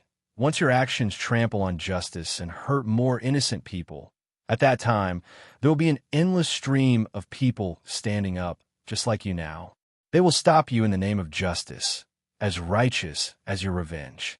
Sun Lang was not moved. He was already past the age of Chinibyo. The 6 years of rapid improvement not only made his martial arts cultivation and military strategy improve by leaps and bounds, but also tempered his temperament. Especially in the final battle in the Great Barren Mountain, his heart had been forged into a tough body by blood and fire. How could he be moved by words? He just smiled. In other words, if I control the scope of my revenge and only blow up the heads of the emperor and empress to ensure the smooth transfer of the throne, maintain the dignity and stability of the country, and do not harm the fundamental interests of the majority of the people, then you, Mr. Bao, the messenger of justice, will pretend not to see it?" Bao Shiren said coldly. "Killing the emperor and empress will cause unrest in the country." Sun Lang nodded and said, "Then I will take a step back and drug the father and daughter. I will turn the emperor into a puppet with Alzheimer's disease and empress into a bitch who cannot live without my semen. Is that okay?" How is this taking a step back? This rebellious action made Bao Shiren angry. "I am not here to negotiate with you." Sun Lang sneered. "Then what are you here for? To visit a prostitute?" Bao Shiren's chest rose and fell violently. He breathed heavily to control his boiling anger. Seeing this, Sun Lang's expression gradually became playful. "I understand. You mean that no matter what, you will not allow me to take revenge on the emperor, right? Because you are loyal." "No. In order to show that you are not an idiot who is blindly loyal to the emperor, you have forcefully sublimated your ideals and will, turning into a good official who protects the fundamental interests of the majority of the people. You have linked the emperor's safety with the interests of the people. Killing the emperor will cause unrest in the country and the people to suffer, so you can protect the emperor with a clear conscience, right?" His eyes became cold. The smile disappeared from his face. Although he was not angry, both of them felt an extremely dangerous aura, as if a terrifying giant beast had finally opened its eyes. Sun Lang said indifferently, "If that is what you think, then go back and wash your neck. Wait to be buried with your emperor." Bao Shiren shouted in a low voice, "Sun Lang." Sun Lang looked at him indifferently. "Sorry, I am not the same as you. There is nothing special about the emperor. If he comes to provoke me, I will fight back. If he can't kill me, I will kill him." Bao Shiren's heart churned violently. His emotions surged. He had already foreseen this result. He should not have come today, because there was no meaning. No matter what, he would not agree with Sun Lang's way of thinking. He would not agree with his method of revenge. It was not only because he wanted to protect the stability of the country, but also because of his deep-rooted reverence for imperial power. He had never thought that there would be a person like Sun Lang in this world. He did not even know if he should judge Sun Lang's way of thinking and motives as simple or terrifying. If someone punched me, I would punch back. An eye for an eye, a tooth for a tooth, was the simplest concept of revenge that had been passed down in this land. However, even Hutu, who had a strong tradition of martial arts, had developed a deep-rooted reverence for the monarch after hundreds of years of unification. Subconsciously, everybody would tacitly agree that the monarch was the son of heaven, the emperor who ruled the world and was different from ordinary people. Sun Lang, who regarded the emperor as an ordinary person and insisted on blood for blood and regarded it as a matter of course. He simply did not seem like a person who lived in this world. He was just about to end this unsuccessful conversation when Song Huifu blocked his way. His senior brother said indifferently, "Junior brother, I have a few words to say to the general." Bao Shiren hesitated for a moment, then sighed and moved to the side. Sir Song looked at Sun Lang. He had been observing Sun Lang from the side since the beginning. He observed the changes in his expression, listened to his words, and felt his will. He wanted to see clearly what the most calm madman, who had stirred up a storm in the imperial capital and did not hide his motives in front of him, was thinking. Song Huifu was born in a family of the criminal court. His ancestors had been involved in the criminal court for generations. He had been a disciple of Marquis Wu when he was young. When he was a teenager, he obeyed his master's orders and joined the Sixth Fan School to solve cases. After he became outstanding and gained fame, he joined the Ministry of Justice. He solved serious cases and accumulated meritorious service. At a young age, he became a fourth-grade enforcer. It could be said that he had solved countless cases.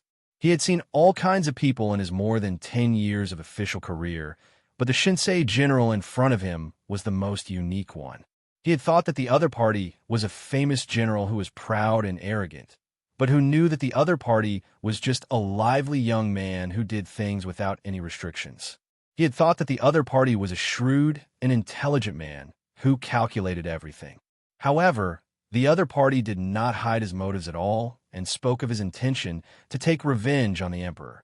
He said that he wanted to take revenge on the emperor and empress. He even said that he wanted to blow up the emperor's head. Rebellion, regicide, and assassination were the most serious crimes in the world in all dynasties. Since ancient times, no matter if it was a rebellion or regicide, everyone had to be careful and keep the news a secret. He actually spoke of it so casually. It was simply a joke. But obviously, he was not joking. Those who would do such things were only arrogant madmen and mediocre people who could not achieve anything. But whether it was from the past or the current achievements, General Shinsei was neither of the two. That could only mean one thing. He did not mind that he and Bao Shiren knew. Why did he not mind? There were also two possibilities. First, he felt that he already had victory in his grasp and was extremely confident. Even if he told the other two, it would not matter. He believed that he would definitely succeed in his revenge. But Song Huifu recalled the professional investigation and attention he had paid to Sun Lang when he was the procurator of punishments. According to the other party's usual methods of war and conduct, General Shinsei was clearly the type of person who would eliminate all evil and leave no room for the enemy. He even wrote the words, "Pay attention to the last hit," into the military drill book under his command. He did not tire of publicly preaching the idea that there was no harm in chopping a few more times among the officers and soldiers. It was said that several of the troops under his command had specially ordered a batch of rapid-fire firearms from Lihua. When they cleaned up the battlefield, they would be carried by special supply troops. When they saw the corpse of the Sky Demon, they would first shoot twice. It was hard to imagine that a famous general in the military with such a style of conduct would do something as stupid as explaining his motives to the enemy in advance, even if he had a great advantage. Then, it was very clear that it was the second possibility. He did it on purpose. He purposely said such words to let the two of them know. Then what was his purpose? Song Huifu's heartbeat quickened. It was even fiercely throbbing. He did his best to calm his mind, to calm the impulse surging from his heart. He did his best to control his emotions, but he was still a human. Humans were not made of stone. Humans had emotions. Memories of the past floated up in his mind. Those were memories that he had engraved in his heart, things that he would never forget. Calm down, he told himself. Calm down, calm down. Don't act blindly without thinking. Wait a little longer. Ask a little more. Think a little more. He had already waited a few years. He didn't mind waiting a little longer. He had only waited a few years. He had already prepared himself to wait a lifetime without any results. Now, only a few years had passed, so it didn't matter. He could wait a little longer. He slowly said, Marshal, the four of us are following His Majesty's orders to investigate the matter of the Copper Sparrow Terrace and Chilian. Forgive this student for being rude, but may I ask Marshal a matter? Sun Lang said, speak. Song Huifu raised his head and calmly asked, does Marshal want us to continue investigating or not? Bao Shiren was startled. He didn't know why his senior brother had asked this. Sun Lang was also startled. He seemed to be in high spirits. He looked at Song Huifu seriously. His serene eyes sized him up, as if he wanted to see through his soul. Then he revealed his shining teeth. You are wholeheartedly dedicated to solving cases. As a general of the Imperial Court, I will naturally support you. Bao Shiren snorted lightly. He wouldn't believe such nonsense. Song Huifu pondered for a moment and continued. Then in the future, when I visit you and ask for witnesses to clarify the truth, will you cooperate with me? Sun Lang glanced at Bao Shiren. As long as you can handle cases impartially and don't set up a position in advance like a certain someone who can't distinguish between right and wrong, then I will be very willing to cooperate. After all, this matter has caused a great uproar and caused me to be surrounded by criticism. My reputation has been tarnished. I still need you to uphold justice for me. Bao Shiren raised his eyebrows. Anger appeared on his face, but he didn't retort. He respected his senior brother very much.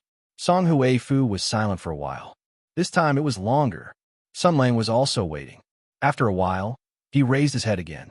Since that's the case, this student is much more relieved.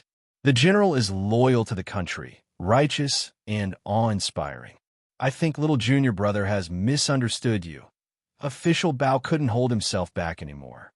Senior Marshal brother, why are you flattering Sun Lang in front of him? Sun Lang chuckled.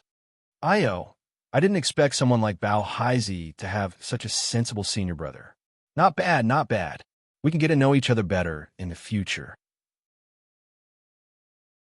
Song Huifu said lightly, this case involves a lot of things and can't be solved in a day. In the future, I will naturally have to ask for Marshal's guidance. I thank you in advance. Well said, well said. What made Bao Shiren angry was that not only was senior brother Song flattering Sun Lang, but even Sun Lang, this bastard, was polite to senior brother Song. What the hell? Why do you keep mocking me? In official Bao's eyes, Sun Lang's smile was very fake. Shouldn't say, Marshal said. If you had come alone today, our conversation would have gone much smoother. Why did you bring this troublesome fellow? Senior brother Song replied, my junior brother has been straightforward since he was young. He thinks slower than others and is more stubborn than others. It is easy for him to offend people. Please forgive him, Marshal. It had to be said that these words were not very convincing coming from the expressionless and dull Song Huifu. Bao Shiren, who was beside him, was so angry that his face turned red. His expression was very subtle. In terms of subtlety, he was much better than Song Huifu. It was impossible to see how he was straightforward and stubborn, and Sun Lang actually believed him. It's because he's too young. You still need to learn some postures and skills from your senior brother. Ah, I thought that your sect was full of weirdos like Blackie Bao and Loli Ke. Song Huifu said, after all, senior sister Ke has gone through a huge change.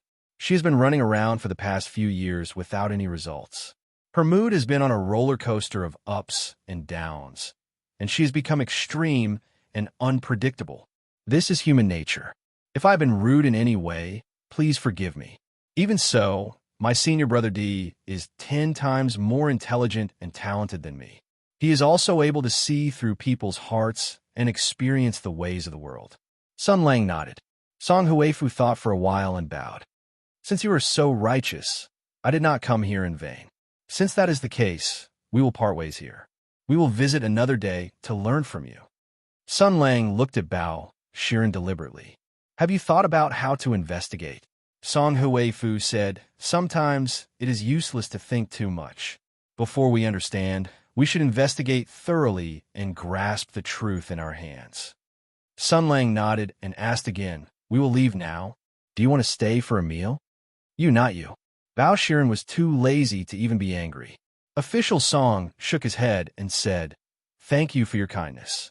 However, we have orders from the Emperor.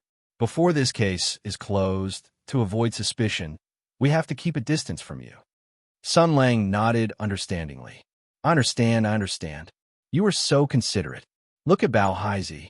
He still wants to visit prostitutes at a time like this. He does not know his priorities at all. Bao Shiren finally could not hold back and said loudly, "Goodbye." Then he turned and left. Taking advantage of the moment when official Bao turned and left, Sun Lang and Song Huifu exchanged a look. The moment their eyes met, they seemed to see the things in each other's hearts. Determination, persistence, and even hatred. It was also at this moment that Song Huifu's body shook. His heart was cheering. His heart was jumping for joy. He clenched his fist tightly. Complicated feelings welled up in his heart.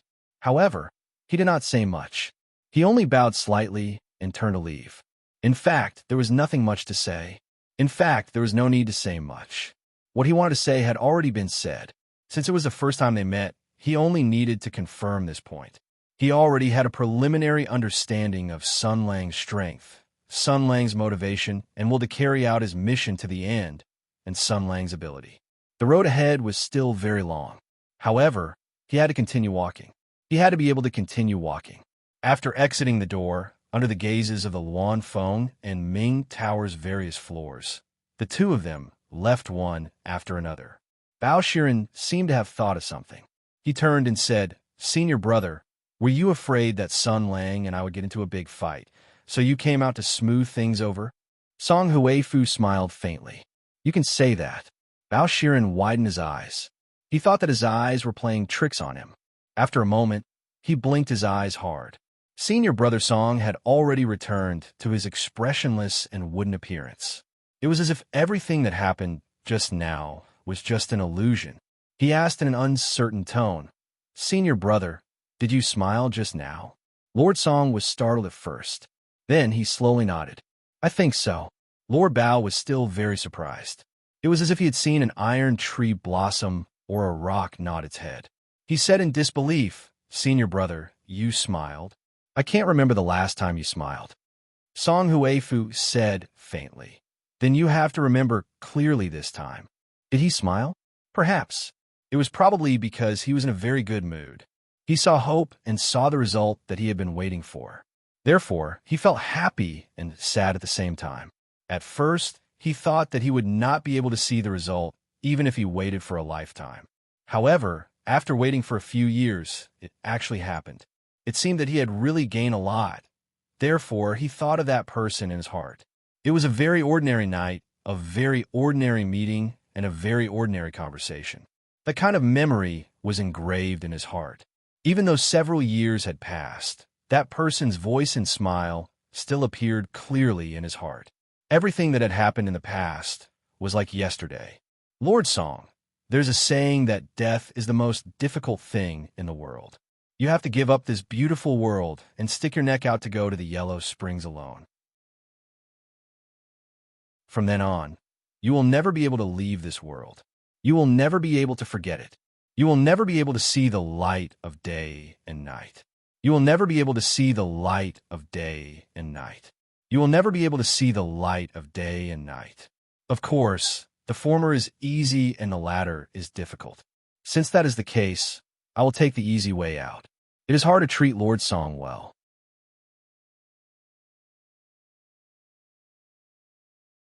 Chapter 954.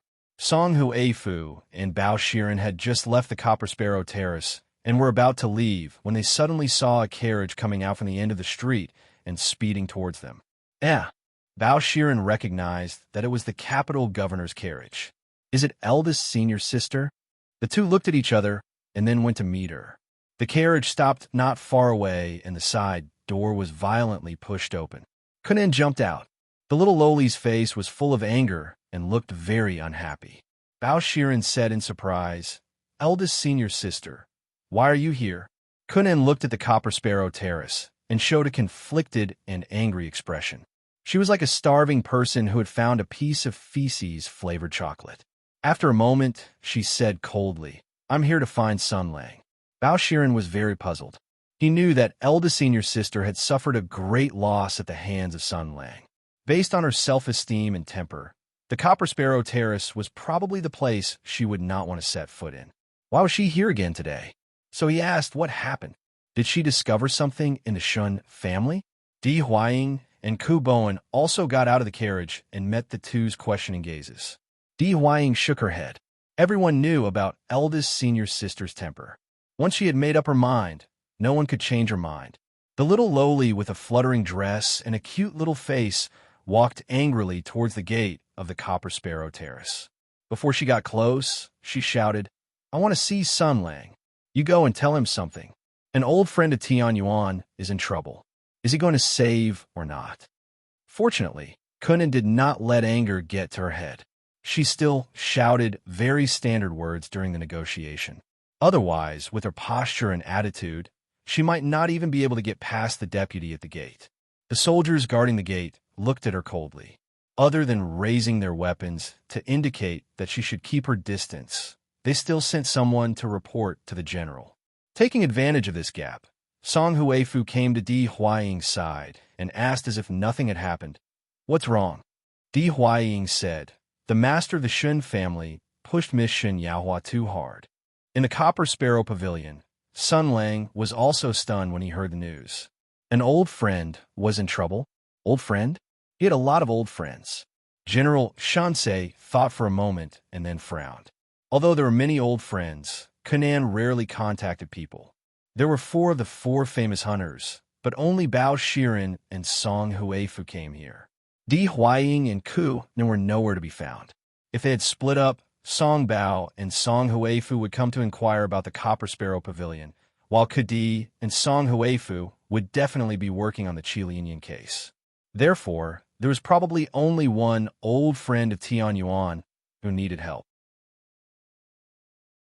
The woman who looked like a water lotus flashed in his mind. Shen Yaohua, that person's wife. There were not many things in the world that could make him feel agitated, and the trouble that woman represented was one of them. Perhaps it was because of the sadness in his heart, or perhaps it was because of the faint guilt, but he intentionally avoided that woman's life and did not want to disturb her stability, even if it could become a flaw in his life. But sometimes, some things that you did not want to touch would come to you of their own accord. A faint murderous intent appeared in his eyes. Was it a coincidence or a conspiracy?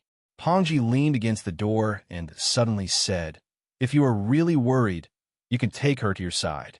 He was responsible for passing the news from the guard to Sun Lang. Imperial Tutor Pang was an intelligent person. If Sun Lang could predict the result, so could he. Sun Lang withdrew his gaze and shook his head. "No. Are you afraid of the criticism of the world?" Pongji said, "But the more you care, the happier your enemies will be. You can only choose the lesser of 2 evils." Sun Lang still shook his head, as if he did not even think. "No." Pongji did not speak. He looked at Sun Lang with a meaningful gaze. There were some words that even the closest comrade in arms could not say directly. Everyone had their own secrets. You are so determined and so unhesitant. What are you afraid of? You are not the kind of person who cares about the views of the world. You have enough self-control. Taking Shen Yaohua to your side to protect and monitor her is the best choice. But why did you refuse? Was it because of a guilty conscience? A moment later, Imperial Tutor Pang said, "If that is the case, then let me deal with her. I have said before that there is no need for you to deal with such a small matter." Sun Lang thought for a moment and still said, "No, let me do it. A woman is not enough to make me retreat." Pongji looked at him and then took 2 steps back. He left the room. "I hope so." General Shin's order was passed down, allowing this meeting. Bao Shiren was a little uneasy when he stepped into the Copper Sparrow Pavilion again. He was afraid that Sun Lang would hold another warm welcome ceremony.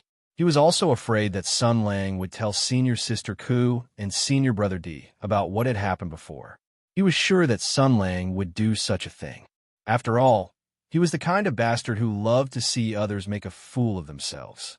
However, to his surprise, there was no special welcome ceremony this time. It seemed that the enthusiastic soldiers had already lost interest in them. So the uneasiness and fear in his heart turned into dissatisfaction and even resentment. Mother of Asterisk Kerr, why is Sun Lang only coming for me? They entered the door and went upstairs. Kunin took the lead. She walked like a tiger. She walked with the momentum of a gangster with the body of a little girl. However, it was useless. No matter how hard she tried to look angry, fierce, and mature, in the end, it only increased the cuteness index. On the 7th floor, they saw Sun Lang again. Sun Lang still had that sloppy appearance. Sitting behind the large desk, he leaned back and put his feet up on the table.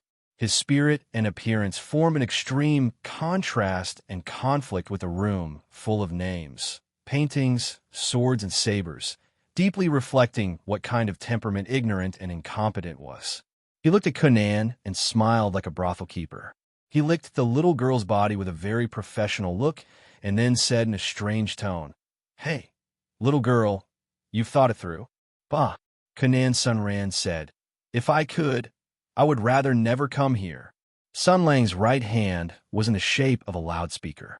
He shouted outside, "Did you hear that? Did you hear that? Did you hear what the head of the 4 famous detectives, Heroine Ku, who was ordered by His Majesty to investigate the Copper Sparrow terrorist case, said? She said she originally didn't want to come here in her life. God, she doesn't want to investigate the case anymore. She wants to deceive the Emperor and defy the Emperor's decree." Kunan took 2 steps forward and shouted, "Sun Lang, don't play this game. I'm here for Xinyaohua." Sun Lang raised his eyebrows and said, "What?" She was silenced by the Emperor. How could this guy say that? Kunan stomped her feet hard. However, this crazy appearance had no effect other than increasing the cuteness index. She shouted, "No, it's her father."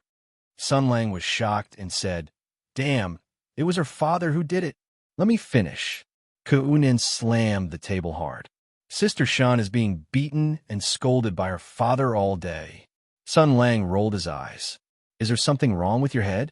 What's the use of looking for me when there's domestic violence in the Shun family?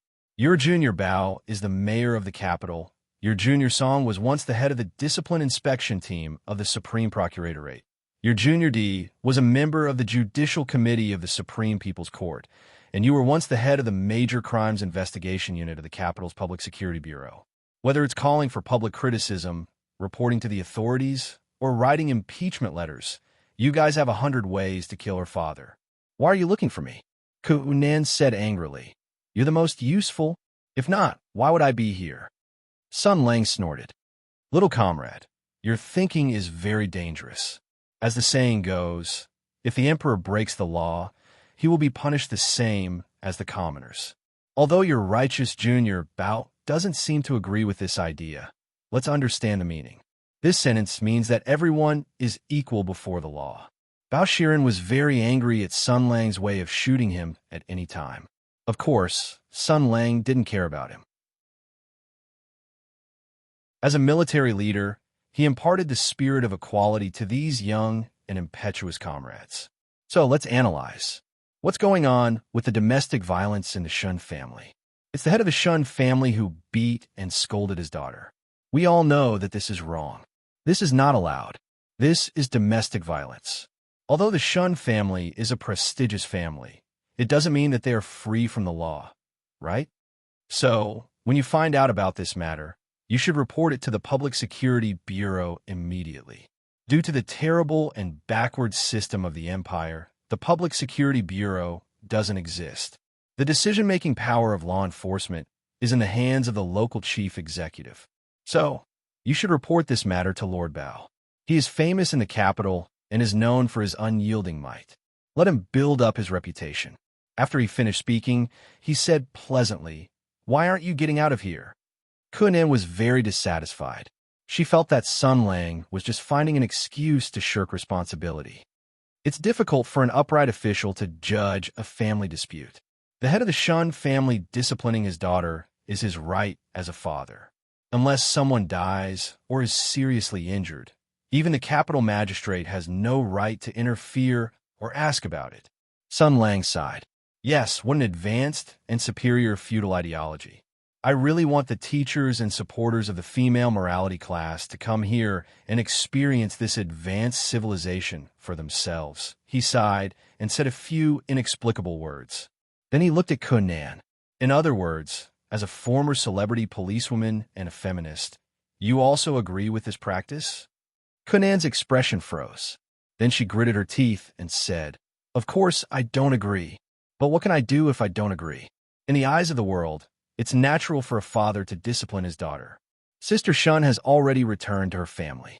Even if this lawsuit is brought to His Majesty, it's useless." Sun Lang shook his head. "Then why did you come to me? I am a vested interest of the upper echelons of feudal society. My political affiliation has determined that I will firmly support these feudal principles. Moreover, taking 10,000 steps back, if the capital governor doesn't care, why should I care?" He said gently, "Young man, power can't be abused. Domestic violence should be handled by the capital magistrate. I can't exceed my authority. I'm a soldier. I'm a law-abiding soldier. My responsibility is to protect the country, not to beat up domestic violence men." Kunin looked straight into his eyes. "But that's Shin Yaohua." Sun Lang's expression didn't change. "So?" Miss Ku gritted her teeth and said, "That's the wife of your comrade who died in battle." "So?" "That's her father." Sun Lang spread out his hands. "I'm just her deceased husband's comrade, and that's her father. Who's closer? What do you want me to do?" "You'll definitely be useful," Kunan said resolutely and decisively. "What's more, this matter was caused by you. Sister Shin left the family 2 years ago. She didn't want to be a widow, so she stayed at home for the past 2 years and didn't marry. According to Shin Lai, her father was very dissatisfied because the Shun family situation had been deteriorating. He hoped that his daughter could marry into a powerful family so that he could rely on them. When Shi Lianyan pursued Sister Shun, the head of the Shun family was happy to see it happen. But who would have thought that Shi Lianyan would die in your hands? Sun Lang knocked on the table. "Hey, watch your words. How can you slander my innocence?" "It's a slip of the tongue." Kunin glanced at him and said, "That's not the problem. The problem is that the root of the matter is related to Sister Shun. Because Qi Lianyan and Sister Shun were entangled on the street, it led to the subsequent events. At least, that's what Shin Shixiang thinks. He thinks that if Sister Shun didn't insist on marrying, she and Qi Lianyan would have been settled long ago and none of this would have happened." Sun Lang continued to listen indifferently, as if he didn't care in the slightest. Kunan sighed inwardly and continued. With Qi Lianyan's death, Shin Shixiang's dream of a marriage alliance with the Qi family naturally vanished. He had been looking forward to this for a long time, but his hopes were dashed just like that. But even if he had 10,000 guts, he wouldn't dare to make trouble for you. So he could only vent his anger on Sister Shun, who was also present at the scene. Sun Lang nodded his head and said, "In other words, you want me to personally make a trip to the Shun residence and tell him not to make things difficult for your daughter. Then that old man will be scared witless and promise to treat his daughter well from now on? There's no need to mock and ridicule." Kunan said, "That head of the Shun family is a scheming person. Do you know what he's thinking? Qi Lianyan's death has a lot to do with you. Even in the story you provided, it was you who forced Qi Lianyan into a desperate situation step by step, leading to his death. It can be said that you're one of the main culprits who shattered Shin Shixiang's dream of a marriage alliance. But as I said before, even if he had 10,000 guts, he wouldn't dare to make trouble for you. Not only that, he also saw another opportunistic path." The faintly discernible mocking expression on Sun Lang's face disappeared. "It seems you've already thought of it." With an expressionless face, Kunan said, "Sister Shun's late husband was your former comrade. Shun Shixiang took advantage of this relationship and began to have ideas about you. He can't talk to you, but his daughter can, because she has a layer of relationship with the West conquering general. By the time we arrived at the Shun residence, it was already the 3rd day since Shin Shixiang had forced Sister Shun to marry him. At first, he was gentle and soft. Later on, he was tearful and harsh. Sister Shun didn't agree. Even if Shun Shixiang only wanted her to bring a gift to thank you for your help and care, if possible, to complain a little tearfully. In any case, he wanted to establish a relationship with her first. But Sister Shin didn't agree either. Miss Ke looked at Sun Lang and said seriously, I don't know why, and I don't know what Sister Shen is thinking, but I think you should help her. Sun Lang's expression still didn't change. He said indifferently, Why should I help her? Ku Nan said, Because Sister Shun is the widow of the Western conquering general. But she's not anymore. Otherwise, she wouldn't be living in her mother's home. Otherwise, those people from the Chow family wouldn't sit idly by and watch Shun Shixiang beat and scold her. Because when a woman marries, she must obey her husband, Sun Lang said indifferently. She's no longer the widow of an old friend. What does she have to do with me? Kunin clenched her teeth and said, But she became a widow with you. As soon as she said this, Sun Lang glanced at her. In an instant, there seemed to be the sound of wind and thunder in the air. Sharp and abundant sword chi whistled through the air. Kunin was pulled back by a large and powerful hand. Ku Boen, Di Huang, Song Huifu, and Bao Shiren all stood in front of her. With a muffled sound, the four of them turned pale and staggered back as if they were drunk. Sun Lang said indifferently, If you say such brainless words again, I'll kill you. Kunin gasped for air like a fish out of water. Her face was wreathed in fear, because just a moment ago, she had walked a circle on the edge of life and death. So she understood that Sun Lang's words were not a threat or a threat. Sun Lang lowered his eyelids and withdrew his sharp gaze. I'm not the murderer. I'm a victim. One of the 300,000 victims of the Great Desolate Mountain. The murderer is someone else. That person is the mastermind behind the scenes. That person is the chief culprit. This is the truth. Now I've come back for revenge. Revenge for everyone. Therefore, you can turn a blind eye. You can choose your team. You can play dumb. You can watch from the sidelines. You can go against your conscience for your own benefit. You can lie for your own benefit. But you can't be blind. You can't be brainless. You can't be stupid. Otherwise, you'll die. Just like Qi Lianyan. Now, General Shansei said indifferently. Scram. The four men looked as if they were facing a great enemy. Although they stood straight, their hands behind their backs were trembling slightly. Humans were still animals. Warriors were extraordinaires who had refined their bodies. They were the most tyrannical predators in the world. They had strength that far exceeded that of their kind. Naturally, they also had animal instincts that were doubled. So at this moment, they felt extremely uneasy and threatened. Even though they had already raised Sun Lang's terrifying level in their hearts, they only knew what kind of enemy the Sky Demon had faced when they faced him directly. Now it was not a good time to continue the communication. Even the most stubborn Bao Shiren wanted to leave first. Eldest senior sister had obviously said something wrong. There was no room for peaceful communication anymore. Kunan bit her lip and tried to suppress the fear in her heart. She regained the ability to speak. She said slowly, You said that Sister Shun is no longer the widow of your comrade. That's true, but this is the will of General Jinshi. In his will, he clearly stated that Sister Shun doesn't need to be a widow. General Chao's last wish is that his wife can find a happy life again. This is his last wish. Sun Lang's expression changed imperceptibly. And Sister Shun isn't happy now.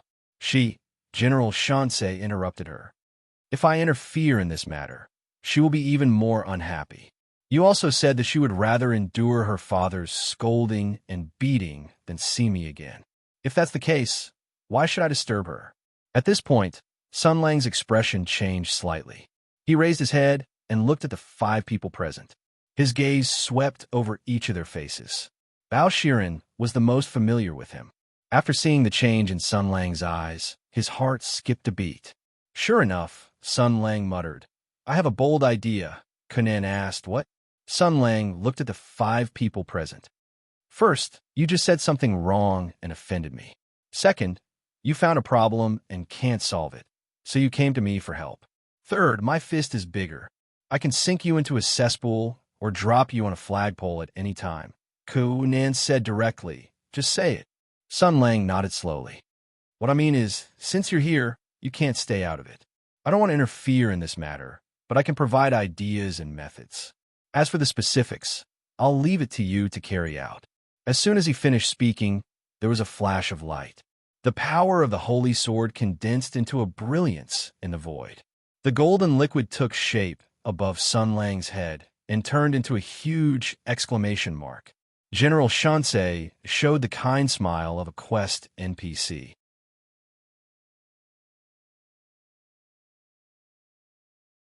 Chapter 955.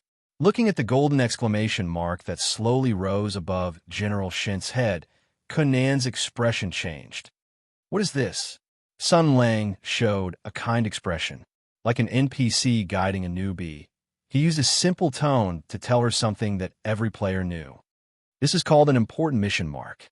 If you have this mark, it means that you can receive a very important mission from me. Conan's eyes twitched. Although she didn't know what Sun Lang was doing, any sane person would know what to do when faced with such a strange situation. Moreover, Junior Brother Bao was secretly poking her back. The frequency of his poking was very fast, and the strength of his poking was very strong. It was obvious that he was trying to tell her not to accept his request. Therefore, the little lowly asked tentatively, "What if I don't accept the mission?" Of course, the gentle, guiding NPC's benevolent smile turned into Dio's hideous grin, and the General of Divine Strategies put on a twisted and sensual pose. He covered the side of his face with his right hand, as if he was looking down on 5 insects, and he spoke in a voice that was even crueler than the harsh winter. "Kill!" Kunan cried out. "That's too unreasonable." Sun Lang snorted and said, "The main god realm doesn't believe in tears." Kunan wanted to argue, but Sun Lang waved his hand impatiently and said, "Anyway, that's how it is. When you saw that Shun Yaohua was being abused, you had no choice but to come to me for help. You were the one who saw injustice, but you asked me to be the good guy. What is this called? This is called being generous with other people's money. This is called being a saint bitch." He said earnestly, "I don't mind being a saint, but I can't be a saint bitch. We are the great Hutu Empire, and we're the most powerful country in the world. Can't we learn from the West? You can't just come here to report to me, and I have to work for you without saying anything, right? What kind of joke is this? This kind of mission-issuing privilege clearly belongs to upper-class people like me. You guys have to work so hard for me." The general's speech was as messy as ever, full of Sun Lang's style of transmigration. Fortunately, Conan's IQ was not low. She finally understood the general's meaning. Apparently, the general didn't want to get involved in Shun Yaohua's matter and still intended to push the blame to her. This was obviously not what Miss Ko wanted, but the general's words were always powerful and full of truth. After he finished speaking, he immediately showed his big fist. "I'll just say it directly. It's everyone's responsibility to save a military wife and the family of a martyr. Don't try to stay out of this. If you don't agree, I'll let you taste the iron fist of militarism." Eldest Miss Ko had always been an impetuous person, and she would not submit to force. This kind of coercion would not make the strong-willed her submit. Just as she was about to frown coldly, Junior Bao poked her from behind. This small action was full of heaviness and grievance, full of the filthy stench of appeasement. At the same time, Song Huifu also said, "We agree." Kunan shouted unhappily, "Hey, I don't believe he dares to do anything to us." Sun Lang laughed sinisterly. Facing this smile, Bao Shiren shivered. Even Di Huaying and Ku Bowen, who had not interacted with Sun Lang before, could not help but tremble in their hearts. Miss Ku's courage quickly collapsed in front of this smile. In the end, she chose to follow her heart. She shouted in despair, "Okay, I agree." As soon as her voice fell, the golden light flashed and the flowing light spots danced in the air like fairies, drawing a golden line. In an instant, a huge light screen appeared in front of Conan. Mission: it's everyone's responsibility to support the army and to oppose domestic violence, starting with me. Content: Uncles, earnestly carry out General Shin's important instructions. Give full play to your subjective initiative to meddle in other people's business. Carry out the mission of spreading the law as a feudal law student burdened with the responsibility of spreading the law. Resolve the internal conflicts within the Shun family and save Xinyaohua from the ignorant and backward feudal arranged marriage. Reward. You will not be beaten up by General Shunsei. You will not be hung on a flagpole. You will not be tied up in a toilet.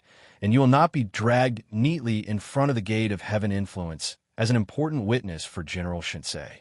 In addition, after completing the mission, you will receive General Shin's praise and increase your character's favorability. Additional mission.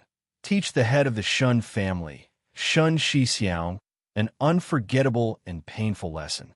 Additional reward. You will receive joy in the process of completing the mission. Note, increasing character's favorability may open up a hidden path in your main mission. Under the fragmented text, there were two lonely options. On the left was accept the mission. On the right was lie flat and get F***ed. It was very democratic, very flexible, and very respectful of personal choice. Conan roared. Then what's with the reward? How is that a reward? It's a threat. Sun Lang smiled warmly. Do you need me to use my actions to explain why it's a reward? No. Yes. Yes. Conan slammed her fist on the option of accept the mission. With a bang, the screen disappeared. Under the gorgeous sound and light effects, the golden exclamation mark above General Shin's head changed shape. The long and narrow symbol became flat and finally became a circle. No, it was not a circle. It was a face. Because of the flowing light, the eyes and mouth were also outlined. The curve of the mouth was warm but not wanton.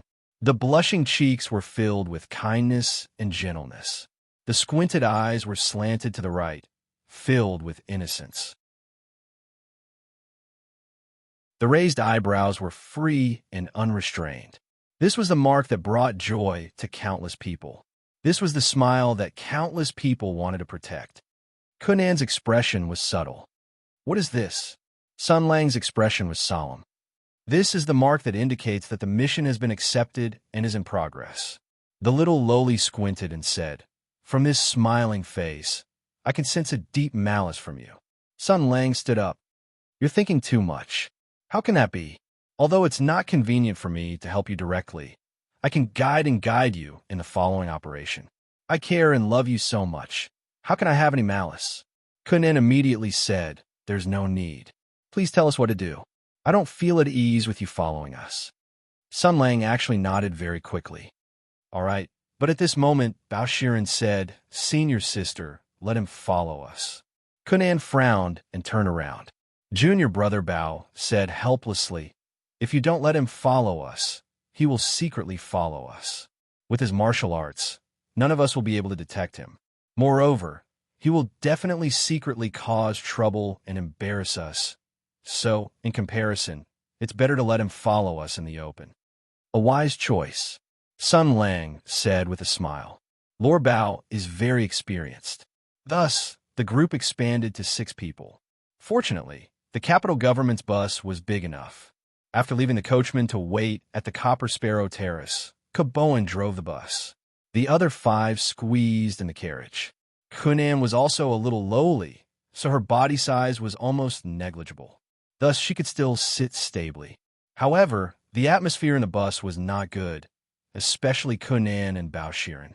Their eyes were looking at Sun Lang, full of vigilance and wariness. Under such vigilant gazes, General Shansei still looked around shamelessly. Along the way, he bickered with Bao Shiren and Kunan very leisurely. Kunan could not help but be teased by him. She glared at him and said, You staying at the Copper Sparrow Terrace has nothing to do with us wandering around. Maybe this is a plan to lure the tiger away from the mountain. Once you leave, there will be experts coming in. Sun Lang smiled unconcernedly. Those Choba are not to be trifled with. They were personally led by me in the past. Their anti-infiltration skills are the best in the kingdom. Even if there is a strong enemy invading, they will definitely be able to resist. Nan sneered. What if the enemy's goal is not to kill people, but the secret in the Copper Sparrow Terrace? If they're going to destroy the evidence you speak of, will your people be able to resist? Sun Lang's smile became more and more meaningful. He lowered his voice and said mysteriously, I will not tell normal people, but I will tell you in a low voice. I left 2 holy swords in the Copper Sparrow Terrace at the most crucial places. Using them as the eye of the formation, I set up a trap. Rookies will die if they go in, experts will lose a layer of skin if they go in, and peerless experts will at least be marked if they go in. So, if they die, I will wipe out their whole family. If they're not dead, I will kill their whole family after I kill them. Peerless experts are even better. I was just worried that there would be no one to help me improve my battle record. It is said that killing a great grandmaster will cause the overall level of the kingdom's martial arts world to regress by 5 years. I really want to cut you down all the way back to the Stone Age. Kanan closed her mouth after hearing these words that were difficult to distinguish between the truth and the lies. The murderous intent was not fake. Bao Shirin and the others did not say a word. They were all deep in thought. They could all see that the conversation just now was not an ordinary bickering, but a confrontation. Whether Kanan's reminder was a competition because she did not want to admit defeat or a test with malicious intentions, it was unknown. But no matter what the situation was, Sun Lang's answer could be applied. It was enough to make people with bad intentions feel fear. Soon, the carriage arrived near the Shun family. The 6 people sneakily got off the carriage. The reason why they were sneaky was because the person leading them was indeed sneaky. It was hard to imagine that this guy who tiptoed and poked his head out was the most famous and most accomplished military commander in the world. Di Huaying showed a subtle expression more than once that said, "So this is what the commander of war, Jia Ying, is like." They did not go straight to the door. Instead, they went around the wall of the Shun family's courtyard to the side. When they reached the middle, Sun Lang listened for a moment and gave everyone a look. "Go over the wall." This guy was so confident when he said this. He did not feel any psychological pressure at all. He did not have the self-awareness and dignity of a famous general of the empire and a grandmaster of the world at all. The young people who were scheming felt a bit of psychological pressure. They were all upright people. They had started out as the 4 famous hunters and had received so many awards that their hand was sore. They could even be voted as the top 10 people of the empire without any pressure. But now, they were going to do a thief's trick of climbing over the wall. They showed a look of resistance on their faces at the same time. But the next moment, General Shunsei issued a very effective threat. "If you don't go in, I'll knock you out one by one and throw you over there. Then, I'll shout and attract people here. You can explain to Shun Shixiang, who is coming with his servants to catch the thief, that it was General Sun Lang who threw you here. See if you will believe it." They believed it. At this moment, the 5 young people believed that the bitch in front of them was indeed Jia Ying, the commander of war, who was invincible on the Tianyuan battlefield and defeated the Sky Demon. Only such a person who did not care about anything could compete with the brutal and terrible Sky Demon. Feeling humiliated, they jumped onto the wall of the Shun family's courtyard. The Shun family's courtyard was not small, but it was indeed falling. The place where they landed was relatively remote. It seemed that there were not many people who came here. The surroundings also needed to be cleaned. It was going to be the starting point of their infiltration. Kunan sighed. "So, what are we going to do?" Sun Lang touched his chin and said, "Let's analyze it. The essential problem of this trip is to solve the domestic violence problem of the Shun family." When the conflict between the father and the daughter of the Shun family arose, Shun Shixiang wanted to exchange his daughter for wealth, while Shun Yaohua did not want to be contaminated by the stink of money. Thus, the conflict was born. If we want to restore Shun Yaohua to a peaceful life, we have to dispel Shun Shixiang's wishful thinking. Kanan said coldly, "Yes, so you go directly to Shun Shixiang and scare him. Tell him to treat Sister Shun well and not make things difficult for her. Then, this matter will be over." Sun Lang said flatly, "I don't want to." "So, little comrade, your thoughts are very dangerous. My power is given to me by the people. I can't use it in private, let alone to scare the citizens. Do you understand?" It was easy to say. He did not want Shun Yaohua to know that he had helped her. If he directly went to her and hinted at her, Shun Shixiang's attitude would change drastically. That woman would definitely notice something was wrong. He just did not want to get close to her. Kunan snorted. "If we can't scare him, Then what should we do? Wrong. We can't use our power and status to scare him. Not only me, but you can't either. Everyone must remember that our power is given to us by the people. We can't abuse our power. Do you understand? After the routine teaching, Sun Lang continued. But we know martial arts. Our martial arts are practiced by ourselves. It has nothing to do with the people, so we can use it as we wish. Therefore, although we can't use our power and status to scare Shen Shixiao, we can use our fists and wisdom to threaten him. He waved his hand and said fiercely, "First, grab Shen Shixiao and beat him up. Let him see the methods of our society." No, the five people's attitudes were surprisingly consistent. Kunan said flatly, "Absolutely not. After all, he is Sister Shen's father. Beating him will make things difficult for Sister Shen." And, without waiting for her to finish, Sun Lang nodded and said, Okay, good children. You may not believe it, but I'm also a pacifist. Since you don't want to beat him, then there is no need to beat him. We can use a softer and gentler way to make him realize his mistakes. Facing the five ignorant young people, Sun Lang took out the key to the gates of hell from his pocket. The orange-yellow tin reflected the light of the sun and was full of flavor. Let me introduce it to you. This is an epic-making, non-lethal negotiation tool. I have always thought that it might be more effective to replace the tear gas grenades of the riot police with this. I have also always thought that it might be more effective to replace the stones and Molotov cocktails with this. Unfortunately, it seems that they have not thought of this. In fact, last morning I almost planned to use this peace messenger. So, friends, canned herring understand.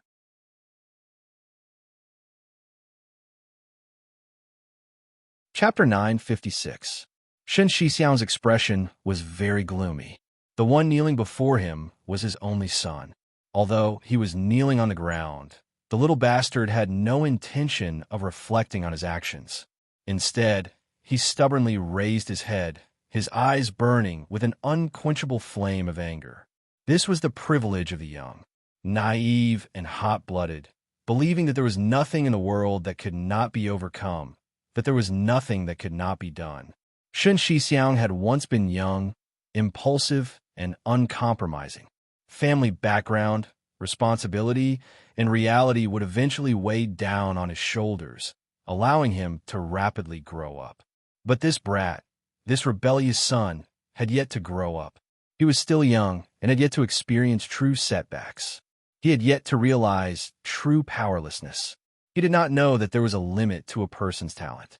He did not understand that the fate of all things was also predetermined, just like how fish could not fly in the air and birds could not swim in the water. There were some things that would not bear fruit, no matter how hard one tried. Just like how he could not reverse the decline of his family, even if he tried his best. This was the meaning of currying favor with those in power. Although fish could not fly in the air, birds could use their claws to pick them up, allowing a fish that had spent its entire life swimming in the water to soar into the air. The father and son could not use their own strength to make the family rise again, but there were some important figures in the world who could revitalize a family with just a few words. This was what he was doing now. Unfortunately, this little bastard was still ignorant and did not understand his father's painstaking efforts. Shen Shixiang's eyes grew darker and darker. Everything I've done is so that you won't have to suffer as much as I have in the future. At my age, you won't have to rack your brains and be helpless to deal with the mess of the family. Why can't you understand? Qi Lianyan is dead, and the Qi family that you worked so hard to establish contact with no longer exists. Not only that, but you and your brother have also been implicated in this murder case that has shaken the court. The Qi family is His Majesty's hunting dog, and Qi Lianyan's death was the result of a struggle between General Shunsei and the current emperor. The Shun family has been dragged into this maelstrom, and there is no turning back. Other than relying on General Shunsei, what other choice do you have? Ignorant child, when the family's life is at stake, you're still so indecisive and overcautious. At this thought, Shen Shixiang angrily said, "You're punished to reflect on your mistakes behind closed doors." Shen Lai straightened his neck and said, "How have I done wrong?" "Father, Please enlighten me. The Chun family's patriarch trembled in anger. Ignorant, vile spawn. Do you want to anger your father to death? Shenlai shouted, Father, elder sister has already suffered enough in this lifetime. Why must she force her? Back then, you wanted to climb up the social ladder of the Chow family and asked her to marry someone she had never met before. She married him. After brother-in-law died in battle, you planned to let elder sister remarry and find another noble family. So you earnestly persuaded her to leave and return home. She complied. She listens to you the most. There is no daughter in the world who is more filial than her. But what are you doing? You actually want to send her to the tiger's den. Shun Shixiang said angrily. Nonsense. When did I ever send her to the tiger's den? Shenlai's voice grew louder and louder. Your son is not stupid. You want big sister to please Sun Lang, right? This was too much. What kind of father would ask his daughter to please her husband's murderer? Shut up. The Chun family's patriarch flew into a rage and slapped him. Shenlai was hit until he saw stars, and there was a metallic taste in his mouth. His cheeks were swollen, and he cried out in pain as he fell to the ground. Shen Shixiang's face was ashen. He squatted down and grabbed Shenlai's collar, lifting him up. He spoke in a Sunran tone that had never been used before. If you don't want our Chun family to be destroyed, then it's best if you keep those ignorant words in your heart. The secrets of the imperial court, the old affairs of the empire, these are truths that have been sealed by blood and fire. How can a child like you speak so freely? However, only a wise and experienced person could see the danger in this bloody situation. The inexperienced youth was fearless. Although Shenlai's face was in pain, he still showed a stubborn expression. He said vaguely, I don't know about the imperial court's affairs. I only know that, Father, you've let elder sister down by doing this. It's still better than our entire family being finished. Shen Shixiang said coldly. I gave her life and allowed her to grow up in luxury and without worries. Now, it's time for her to repay me and the family. Besides, I only asked her to pay a visit to General Shansei and say a few good words for him to take care of her. What's so difficult about that? She didn't see what happened in the great desolate mountain with her own eyes. What's wrong with holding her nose and saying a few words? Shenlai's lips twitched into a mocking smile. I'm afraid that Father doesn't only want elder sister to say a few good words. After all, no matter how you look at it, Sun Lang is much stronger than Qi Lianyan. Shen Shixiang was furious. He raised his hand and was about to hit him. Shenlai, on the other hand, gritted his teeth and looked at his father with an unyielding and even hateful gaze. He was ready to welcome the other's anger.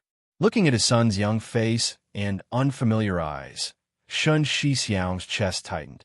He couldn't slap him anymore.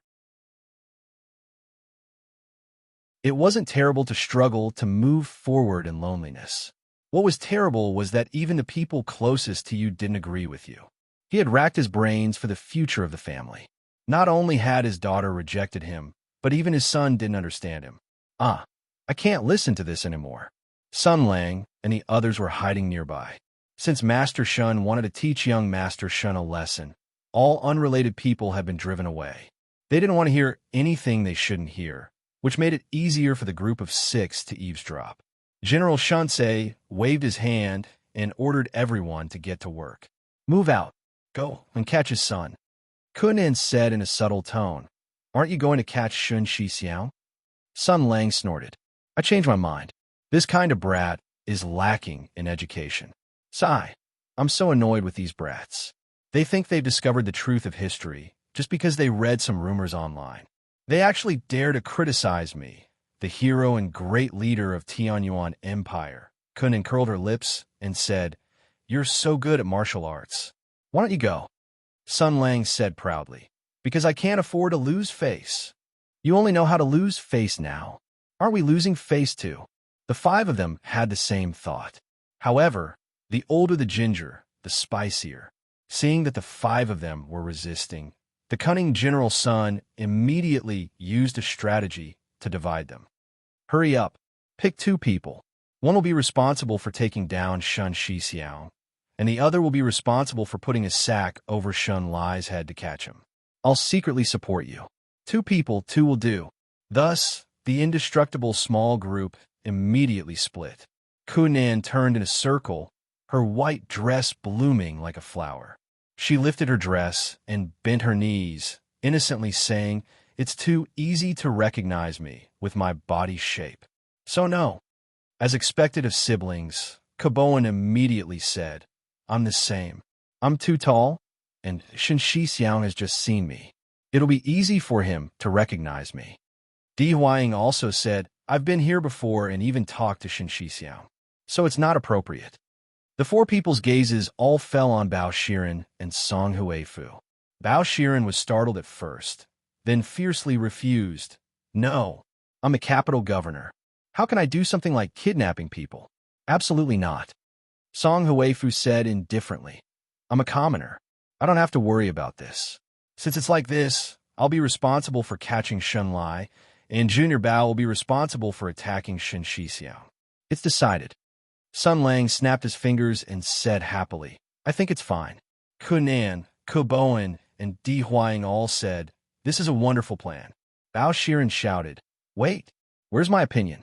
There's still my opinion." Song Huifu took out the veil that Sun Lang had given him and wrapped it around his face. His movements were rather skillful.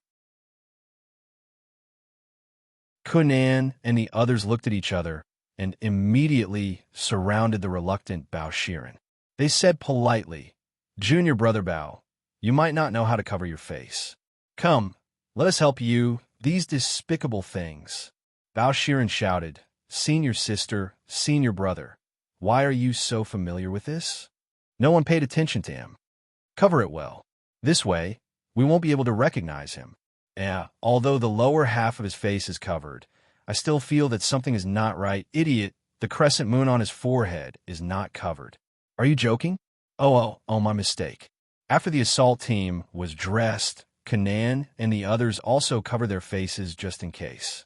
Sun Lang looked around and saw the 5 people's appearance. He then nodded with satisfaction. "I hear the law crying. I declare that today is the day of shame for the Empire's judicial system.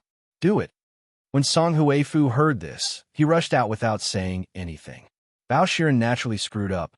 As the mayor of the capital, as one of the 3 assistants, as a strict and indomitable official, he would never do such a ridiculous thing. He said angrily, "I won't play with you. Sun Lang, you." Sun Lang turned to look at Kunan, primary school student. "In some situations, it is not convenient for you to show up. Moreover, your teammates are stupid and don't cooperate. What should you do?" The little girl was confused. Sun Lang gave her thumbs up. "Let's do it." He pointed at Bao Shiren. Shen Xixiang was still furious when suddenly 2 figures flashed outside the door. 2 people rushed in one after the other. He was stunned at first. Then he saw that both of them had covered their faces. It was obvious that they did not come with good intentions. Shen Xixiang reached out and grabbed the sword hanging on the wall. It flew out of its scabbard and into his hand. "Who are you?" The thin and tall masked man did not say anything. He grabbed Shun Lai, who was lying on the ground. The short and fat man stood motionless. His body was like a deep abyss in a mountain peak. He looked like a peerless master. Shen Xixiang's eyes flashed coldly, and he said sternly, "How dare you?" His sword was like a rainbow. It was sharp and pointed. He took strange steps and stabbed towards the madman who dared to kidnap his son. In the face of such an awe-inspiring attack, the target did not dodge. He even exposed his back to the sword and still reached out to grab Shen Lai, who wanted to dodge. Just as the sword was about to pierce through the enemy, a strong wind suddenly blew. The short and fat masked man, who stood motionless in the same place, did not move. His body moved horizontally and blocked the sword's path. At the same time, a sharp, invisible chi wrapped around the sword's edge like a strangling snake. Strange qin gong and a high level of internal energy. Shen Xixiang was shocked. It was a master. He had no choice but to retreat. His sword was dazzling, and he shook out the invisible chi that wrapped around him. But in a fight between masters, a moment of retreat meant a strategic defeat. The thin and tall masked man had already caught Shenlai in his hand. His big hand with blue veins popping out of it grabbed the boy's throat and dragged him back. Shen Shixiang's eyes were about to split open. He said sternly, "Don't hurt my son." He leaped forward with his sword and launched a series of quicksword attacks. However, the short and stout masked man's lightness skill was like that of a ghost. Every time the tip of the sword missed his body, it would have cut his clothes if it had come any closer. More than a dozen moves had the same result, which proved that the opponent's martial arts were far superior to his. Shen Shixiang's heart grew colder as he fought. He shouted, "Who are you? What do you want?" The black-clothed man in front of him still did not say a word. It was as if he disdained to speak to him because of his status. His accomplice grabbed Shenlai and pushed him all the way to a wall. With his back against the wall, he grabbed Shenlai's throat and said in a cold and emotionless tone, "Stop, or I'll kill him." At the same time, the masked man who was fighting with Shen Shixiang also flew back to his partner's side. His back was also against the wall. He leaned against it. Then, an arrogant voice sounded. "Kiki, guess who we are?" Just like the previous battle plan, Song Huifu was in charge of kidnapping Shenlai, and Bao Shiren was in charge of fighting with Shen Shixiang. Of course, because Master Bao was stupid, and uncooperative, he was restrained by Sun Lang and couldn't move. His role was basically the same as a marionette. As for the person who spoke, separated by a wall, Master Bao was in the room, and Sun Lang was outside. Both of them were leaning against the wall with their backs against each other. Shinsei used his supreme internal energy to control the direction of the sound wave and let it seep into the wall, creating the illusion that Bao Shiren was speaking. Then, he let out a wild and arrogant laugh. Outside the room, Sun Lang gave Nan a thumbs up and said proudly, "How is it, Idagawa? How's my ability to deduce other things from one case?"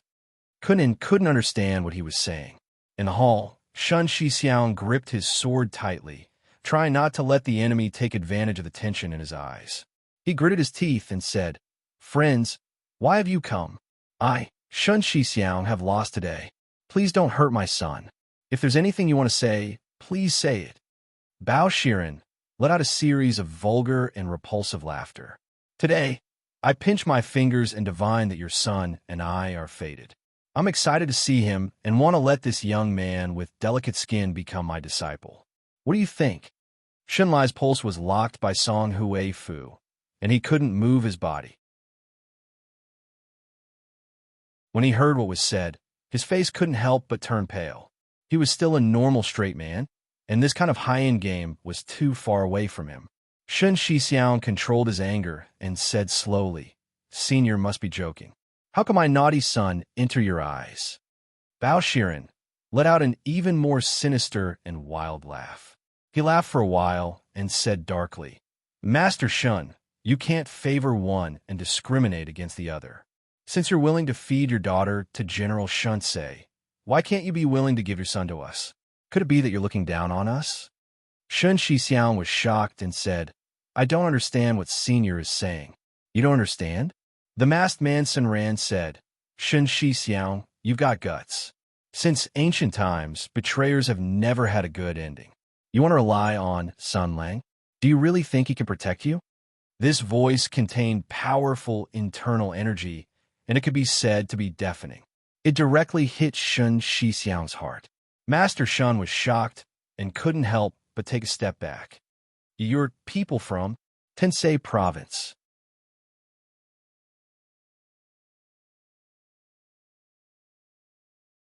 Chapter 9:57. You're from Tensei Province. Shen Shixiang's face was full of shock and panic. Sun Lang, who was outside, was stunned at first. Then, he snorted and said, "Nonsense. Her Highness the Emperor's concubine is upright and upright. How could she do such a thing?" The more he denied it, the more Shen Shixiang was surprised. These two mysterious men with mysterious movements and superb martial arts had rushed into his house in broad daylight, kidnapped his youngest son, and directly pointed out his intention to seek refuge with General Shinsei. There were only a handful of people in the capital who had the motive and ability to instruct such masters to do such a thing. No matter who it was, he could not afford to offend them. Shen Shixiang was shocked. In the eyes of a true chess player, the Shun family was nothing more than a small fish that floated along with the waves. As long as he moved his little finger slightly, he could turn the world upside down. He sighed and said, "I promise you." The masked man said coldly, "What did you promise me?" Shen Shixiang said woodenly, "I won't try to get close to General Shansei. Please be merciful and let my children go. The matter of Chilianian has nothing to do with my children. From now on, the Shun family will close the door, consolidate the family business, and slowly withdraw from the capital." At this time, Song Huifu's hand had loosened a little. Shenlai was able to speak. He looked at his father in front of him, at his wooden expression and the sadness in his eyes. His heart suddenly stopped. He could not bear to see his father use his sister as a bargaining chip in exchange for benefits. He was even more unwilling to see his sister being forced by his father to curry favor with the murderer Sun Lang. But now that his father had personally made a promise, he felt no joy in his heart. Instead, he felt a burst of loss and sadness, because he saw the loss and sadness in his father's eyes. It was the dead silence after letting go of obsession and shattering hope. His father had always been obsessed with reviving the family and bringing glory to the family, but things always went against his wishes. He regarded General Shint's arrival in the capital as the family's last hope to take off. He was ambitious to establish a relationship with the famous general who would soon overturn the imperial court. He wanted his sister to act as a go-between, even at the expense of putting his daughter in a dilemma. But now he had given up. Not only did he give up this last chance, but he also wanted to leave the imperial capital. Shenlai pursed his lips tightly. Ever since he was young, he had received the strictest education to be the head of the family. He still clearly remembered that when he was very, very young, his father took him to the ancestral hall and had him kneel in front of the ancestral tablets. His father stood in front of the ancestors and told him about the history of the Shun family. Starting from their hometown in Tangzhou, 6 generations of people had cut their way through thistles and thorns. They had worked hard and cooperated with all sides. The accumulated resources had exploded in one fell swoop in exchange for a ticket to the capital for the family. The prominent families in the capital were the real prominent families. Unfortunately, the affairs of the world were unpredictable. Glory had been severed, and the Great War of Tianyuan had caused the entire country to be reshuffled. Wherever the Sky Demon's army pointed, cities collapsed and lives were lost. The fate of countless people was involuntarily changed. In the face of war, everything was too fragile. Perhaps it was just a temporary decision made by a Sky Demon general.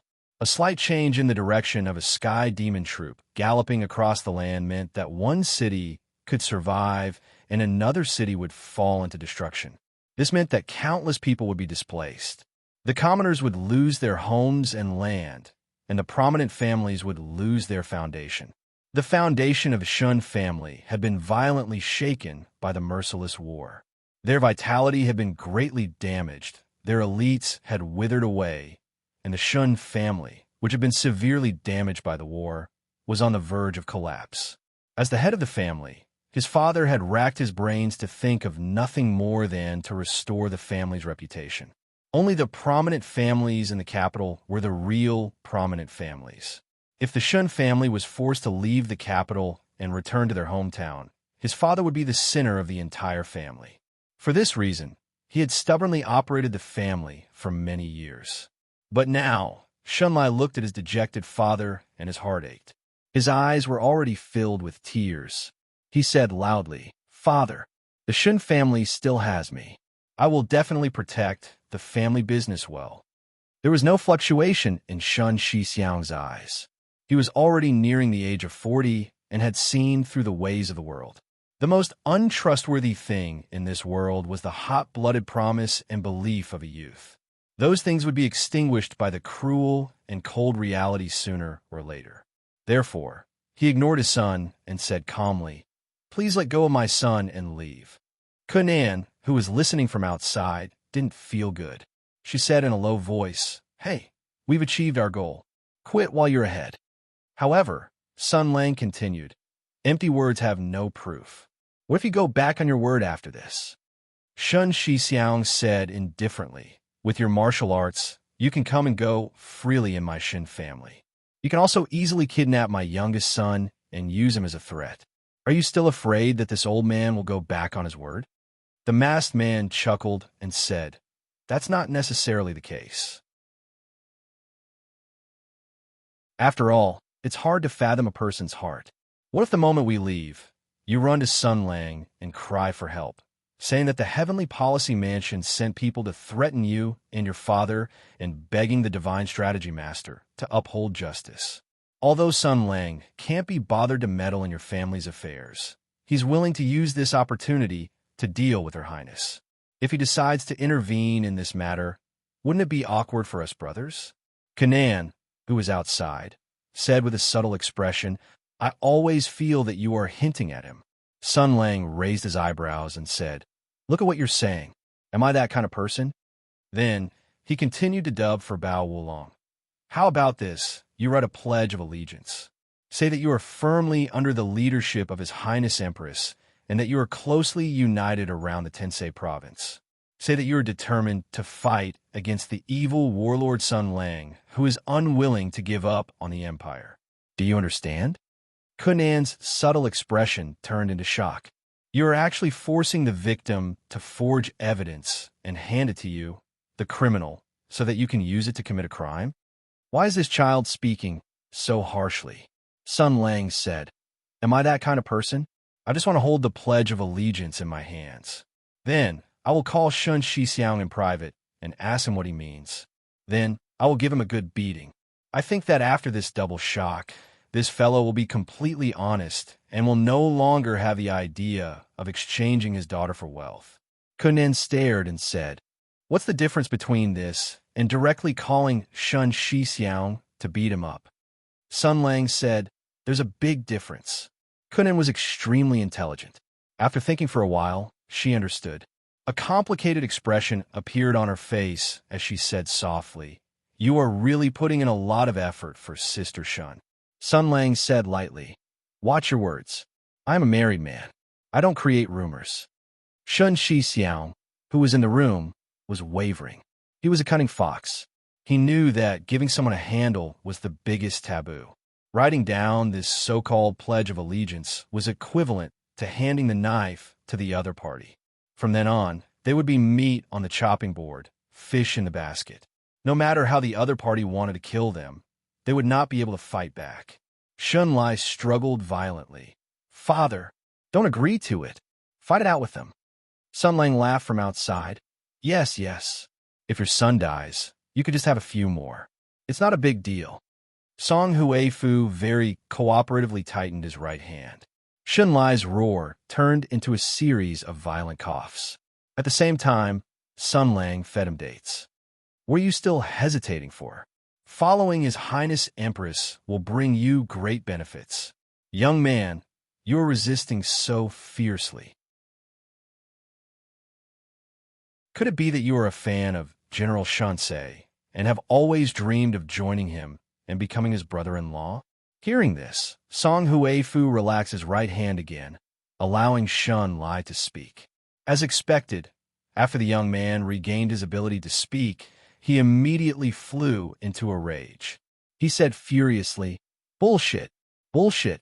Sun Lang and I cannot live under the same sky. He is a complete executioner and a hypocrite. He slaughtered his colleagues in the Great Barren Mountain and left my sister alone. While Shun Lai was cursing, the people inside and outside the house broke out in cold sweat. Song Huifu, on the other hand, moved his body to the side without leaving a trace. He moved his body away from Shun Lai so that he wouldn't be affected if the general got angry and punched through the wall to smash Shun Lai's head into mush. However, General Shansei did not seem to be angry. He still shouted jokingly, "Scold a few more words, scold a few more words. Ioyo, Mr. Shun, you rack your brains to sell your daughter to please the powerful officials, but your son is quite righteous. Young man, why don't you write the proof of allegiance? I don't need you to write anything about allegiance to Empress. You just need to list out the evidence of Sun Lang's crimes and write a declaration of war. How about that? No matter how stupid Shenlai was, he knew that this kind of thing could not be written. He shouted, "Don't even think about it." Sun Lang laughed sinisterly. "That's not up to you. Shen Shixiao, your son is much more mature than you.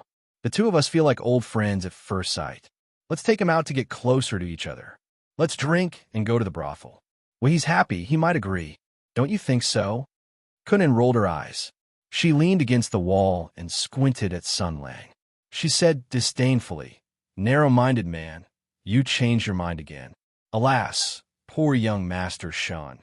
He is about to face the revenge of the treacherous officials." It was easy to imagine what young Master Shan was about to face. Inside, Shen Shixiang's face changed. He hurriedly said, "Please forgive my son. He is still young and doesn't know anything. I will write the proof of allegiance, okay?" "No," the masked man said eerily. "I want your son to write it." "Hey, old man, you are cunning and cunning. Even if you write the proof of allegiance, you will still have a way to get away with it. I will let your son write something now. I don't believe you will be willing to give up your son's life. Let's go." Song Hui's father pulled Shenlai away. Bao Shiren's body also slid towards the door. Shenlai struggled. "Father!" Shen Shixiang shouted, "Stop! Let go of my son." In his anxiety, he did not care much. The sword in his hand flashed again. It was sharp and bright. He stabbed towards the two men, but the wind was fierce. A huge force surged towards him.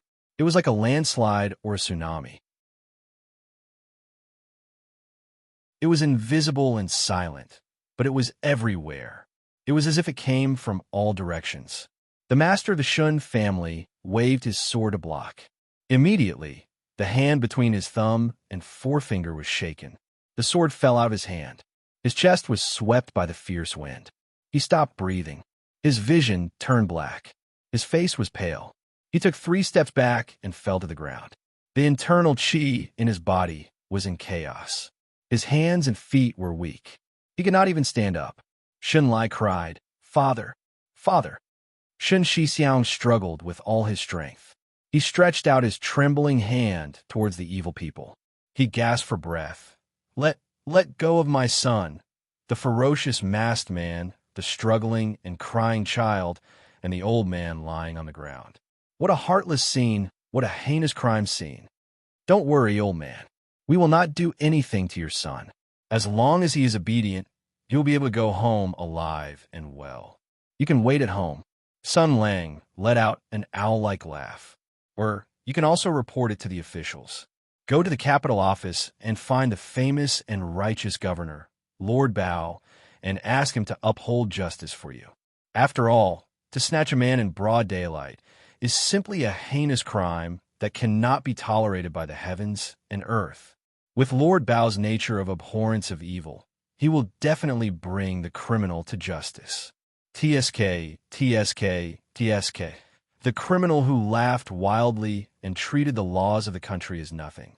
The father who cried and cried, the separation of his flesh and blood, and the pain of his heart. This scene was too cruel. It was unbearable to look at. Under the sun, a serious crime was happening.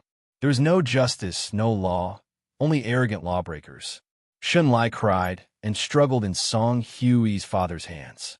He stretched out his hand towards his old father on the ground. Shen Shixiang was lying on the ground. He struggled to raise his head and reach out his hand. He wanted to grab his son who was far away from him, but the distance between father and son was like a moat. The two hands seemed to never be able to touch. Their eyes were filled with reluctance, worry, fear, and regret. Perhaps at this time, they could truly see some things clearly. The human heart, family, misunderstandings, and helplessness. Tears surged from Shenlai's eyes. He finally realized that he loved his father deeply. The father who was lying on the ground, powerless, and had a look of despair. Even if it was not perfect, even if it had many flaws, the purest of family had never changed. The young man tried his best to reach out his hand towards his father. Even if it was meaningless, He wanted his father to see his regret and his awakening. He cried and shouted, "Father, I am unfilial. I am useless." Shun Shixiang, who was lying on the ground, buried his face in the clothes on his arm. Sun Lang smacked his lips and said, "Damn it, 8 o'clock." Before he finished speaking, his expression suddenly changed. Immediately, the expressions of the Ku siblings and Di Huaying, who were guarding at the side, also changed. As martial artists, they could clearly sense that a powerful aura was rising up from somewhere in the Shun residence. Perhaps this person had sensed the strangeness of this place, or perhaps he had discovered some clues. In short, an outstanding martial artist was rushing over here at lightning speed. Looking into the distance, on the eaves in the distance, there was a cold woman in snow-white clothes. At this time, her graceful figure was leaping in the air. It was Shen Yaohua. Oh my God! If it were other martial artists, Sun Lang could just slap them unconscious. But this was different. Sun Lang and Ku Nen looked at each other and saw the panic in each other's eyes. Ku Nen was also panicking. They were best friends. In the end, they broke into each other's house, beat up her best friend's father and Dowdu, and even dragged her younger brother out to do some indescribable things. If this matter was known by the other party, even if the two sisters were made of gold, they would quickly become plastic. "What should I do?" Sun Lang said concisely to the five of them through telepathy. "Something has happened. The car overturned. I have to go.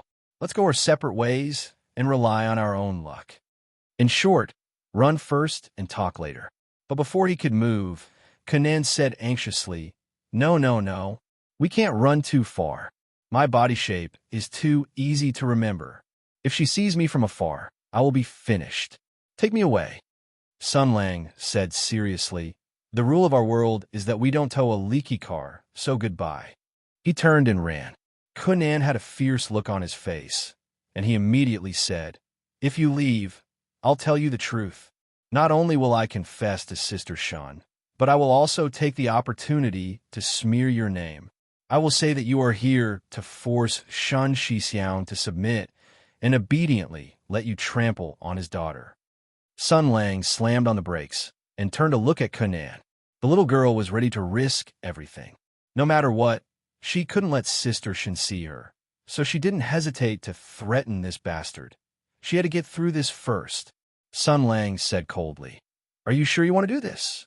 Kunan gritted her teeth and said, "Why don't we perish together?" Sun Lang pondered for a moment and then nodded. Kunan was happy, but the next moment, she heard Sun Lang say, "You forced me to do this." Immediately, General Shin's figure flashed and jumped 10 feet away. He took off his mask and crushed it, and then shouted, "Hey, how dare you break into a house in broad daylight and kidnap the innocent? Do you really think there is no law in this world?"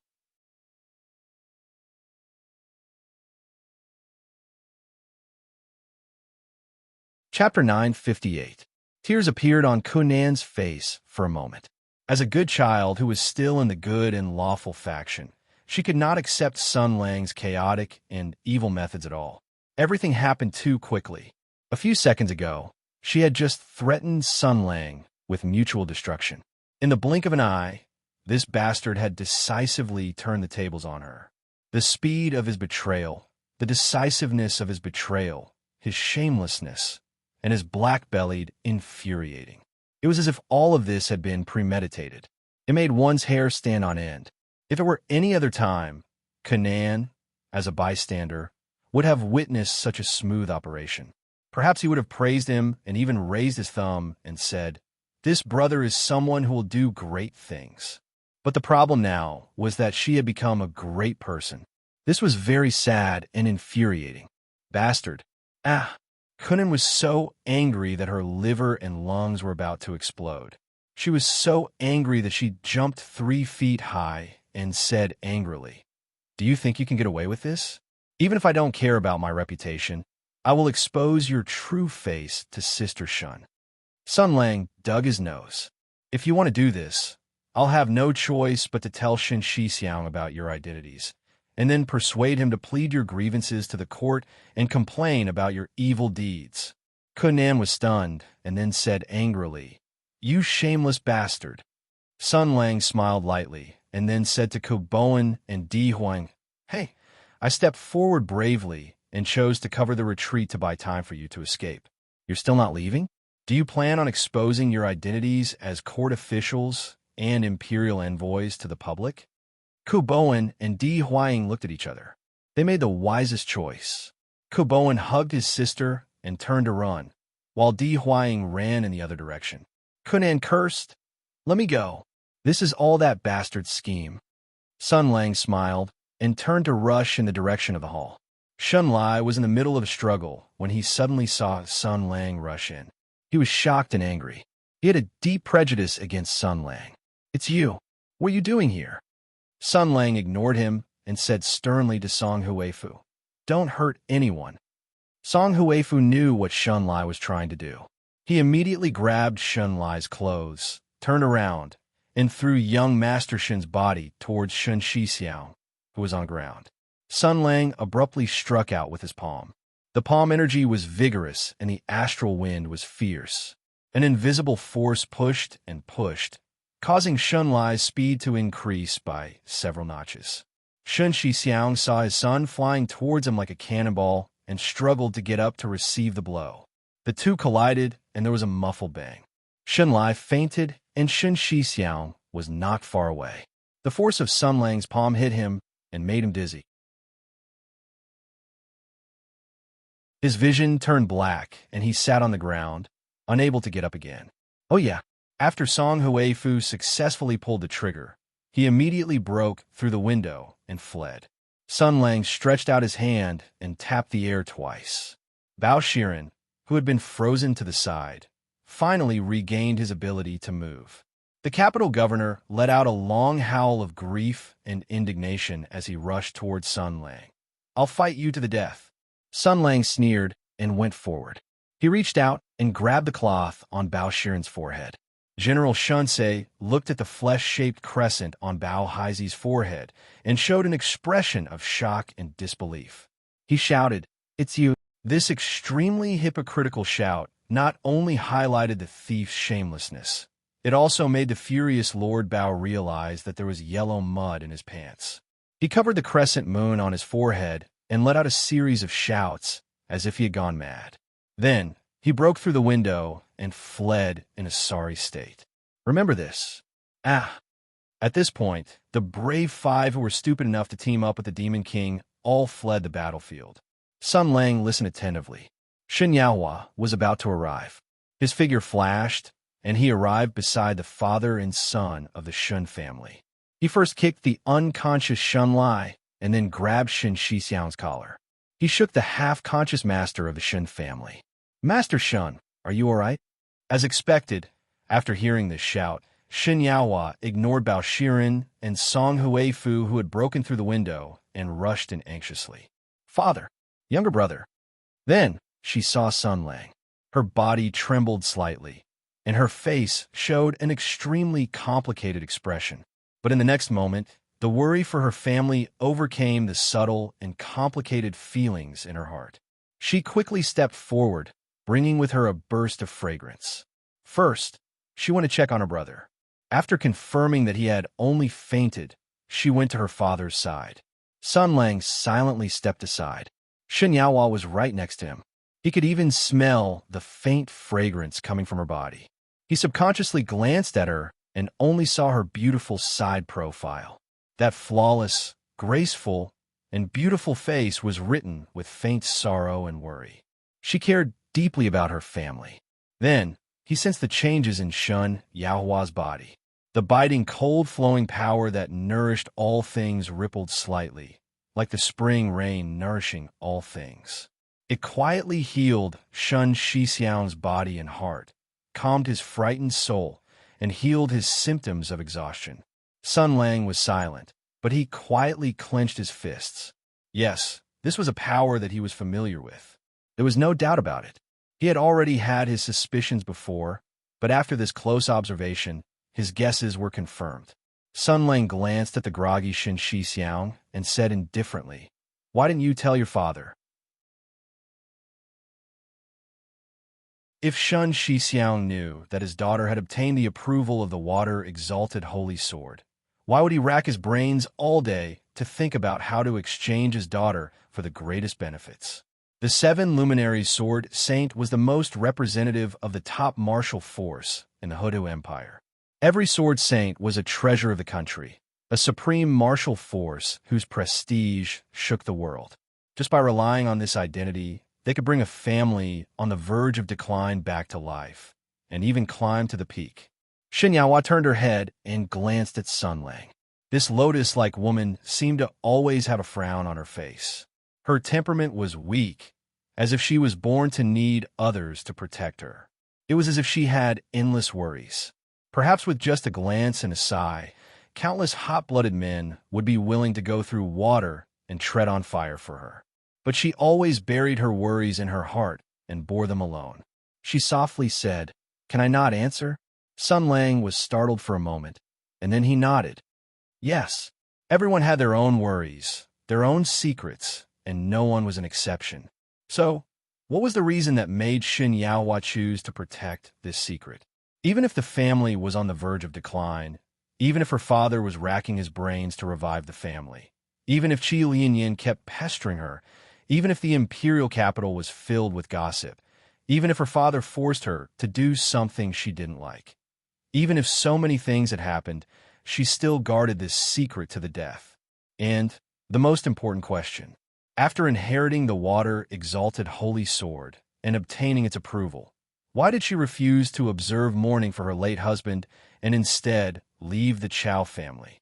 After all, the previous water-exalted holy sword saint was her husband. There were many questions, many mysteries, but since the other party didn't want to talk about it, then there was no need to ask. The room was silent. Xin Yaohua didn't speak, and Sun Lang also didn't speak. General Shinsei felt a little awkward, and he always felt that something was wrong. He was a talkative person, and to put it bluntly, he was a talkative person. He could chat with almost anyone for a few hours, and he could also provoke the other party with a few words, and then beat the other party up. Over time, everyone knew about his temperament or hobby, and under his tyrannical power, they had to swallow their anger and chat with him. This undoubtedly greatly improved Sun Lang's speech skills, so that he could chat with anyone who knew how to talk. But now, this skill was broken in front of Xin Yaohua. In front of her, Sun Lang felt guilty, embarrassed, and even helpless. This was strange. Before this complicated and awkward mood could further ferment, Sun Lang stood up directly. He couldn't stand this atmosphere anymore. "I'll go first." He was about to leave when Xin Yaohua suddenly said, "Wait a minute." Sun Lang stopped in his tracks. There were very few people in the world who could change his mind. He asked, "Is there anything else?" The woman lowered her head, and her soft long hair fell over her slender shoulders. She bit her cherry lips, and her small and delicate ears turned red. She seemed to be in a difficult position, and her heart was struggling, as if she was hesitating about something. But after a moment, she slowly said, "I want to ask you for a favor." Her voice was like a mosquito's buzzing, but Sun Lang heard it clearly. He nodded and said, "Go ahead." Xin Yaohua lowered her head even more, as if she didn't want to look at Sun Lang. Her body trembled slightly, but she still said intermittently, My father wants me to see you and speak for him, but I don't want to. You don't want to see me, don't want to have anything to do with me, and don't want to ask me for a favor, right?" Sun Lang completed the other party's words in his heart. He looked down at Xin Yaohua from above. She was like a little quail that had curled up into a ball, trembling slightly. She didn't dare to raise her head, and she didn't even dare to breathe loudly. She looked very uneasy. Why was she uneasy? Why was she afraid? Why did she have such a repulsive attitude toward her deceased husband's comrades? The answer should be very clear. Sun Lang's eyes were somewhat cold, but soon he smiled indifferently. "It has nothing to do with me," he said. "I promise you." Then he heard Xin Yaohua let out a sigh of relief, and he could even imagine her gently patting her chest in relief. Then she said, "Thank you." Sun Lang said indifferently, "No need to thank me.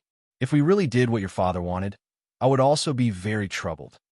From Shun Shixiang's words and actions, it could be seen that the head of the Shun clan was a pragmatist and a realist. In order to revitalize the clan, he was willing to give up most things, and he wouldn't care about a trifling reputation. Since ancient times, the social class distribution of human society had always been like a pyramid. The higher the level of the people, the less they would be bound by morality and law. This meant that they were ugly and dirty. As the head of the Shun clan, Shun Shixiang didn't mind using his daughter as a bargaining chip in exchange for resources that could revitalize the clan. Therefore, he had always planned to matchmake Qi Lianyan and his daughter. After Qi Lianyan's death, he immediately turned his attention to Sun Lang. If he could obtain the favor of General Shinsei, he wouldn't mind if something happened between his daughter and the other party. In fact, he would welcome it with open arms, very welcome.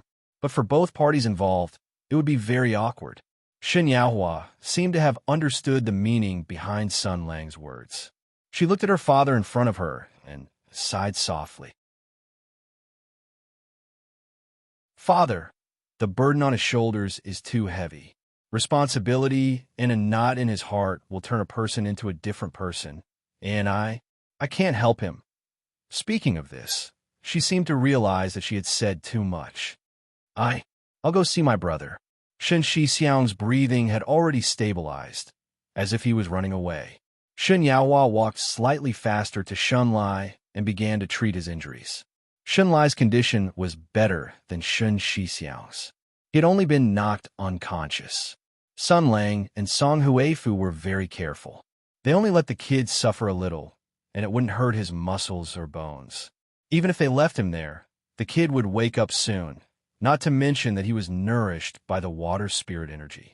The father and son of the Shun family woke up almost at the same time. Shun Shixiang was leaning against the wall, half sitting. He blinked hard and saw a vague figure in front of him.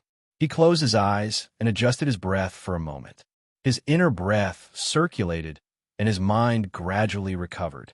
Then, the head of the Shun family saw a person standing in front of him. The other party had short hair and was wearing a strange white Western-style robe.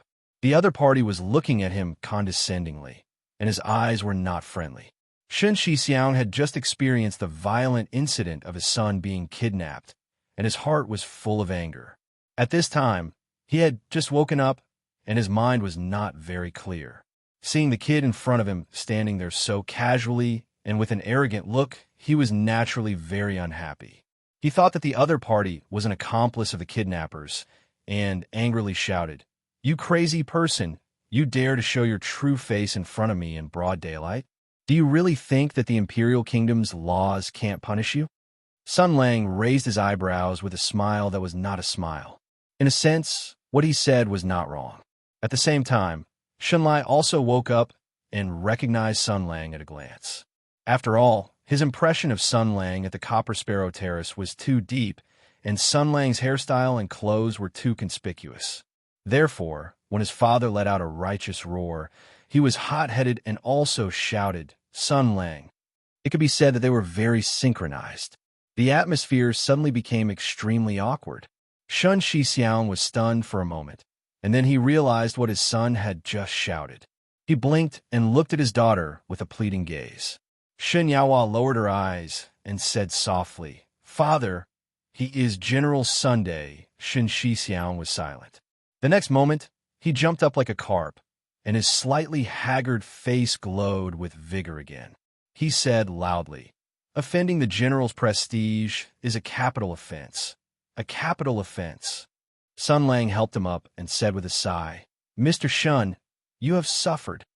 Shun Shixiang was a shrewd person, and he was used to observing people's expressions. When he heard Sun Lang say this, he did not even think, and immediately squeezed out a few drops of muddy old tears and shouted, "General, you have to uphold justice for this old man." Sun Lang patted Shun Shixiang's hand. "I almost came too late and almost caused you and your son to be killed. I am really ashamed. Mr. Shun, don't worry. I will definitely investigate this matter to the end." Shun Shixiang burst into tears. "General is righteous and has saved the lives of the Shun family.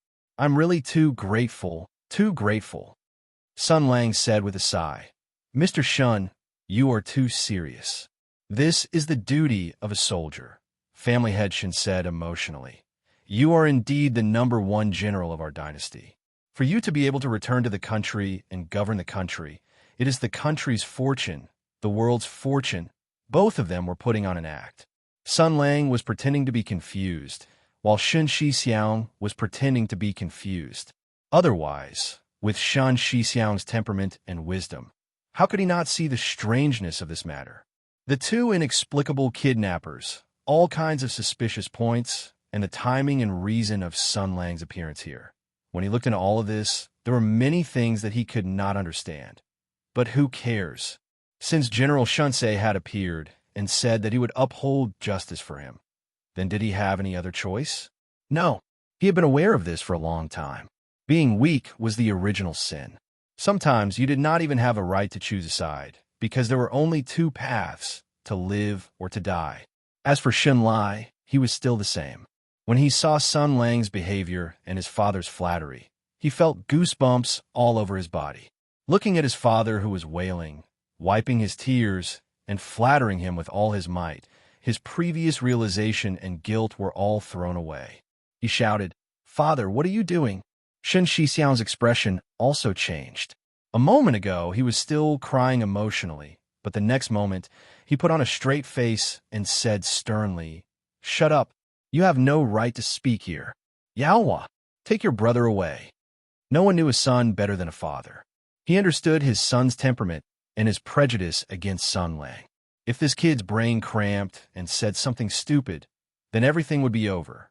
Shen Lai was still indignant, but he did not struggle.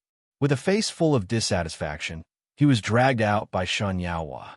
Shun Shixiang turned back, and his expression seamlessly switched back to flattery.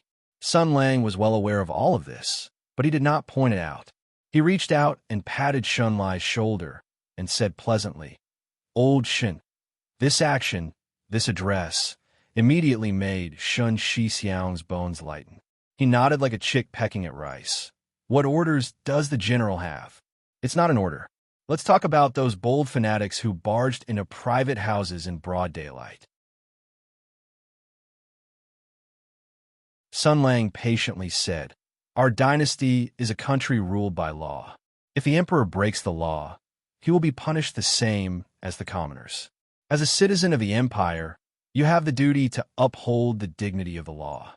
You have to be brave enough to report the case and have the courage to fight against evil forces, right? The other party did this in broad daylight. It can be said that they are arrogant and have a bad influence on society. We have to stand up and deal with this kind of action like a storm."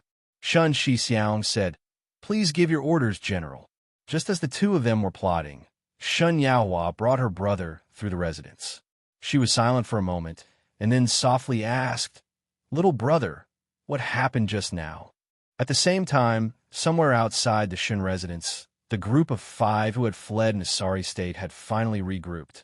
Everyone was covered in dirt. This time's incident was really too messed up. Kunan flew into a rage. Bastard. Bastard. We were played by Sun Lang. Not only were we used by him to achieve his goal, but we also let him have something on us. No, I can't take this line down. I must make him pay the price. You're tuning in to the Warrior Lore YouTube channel.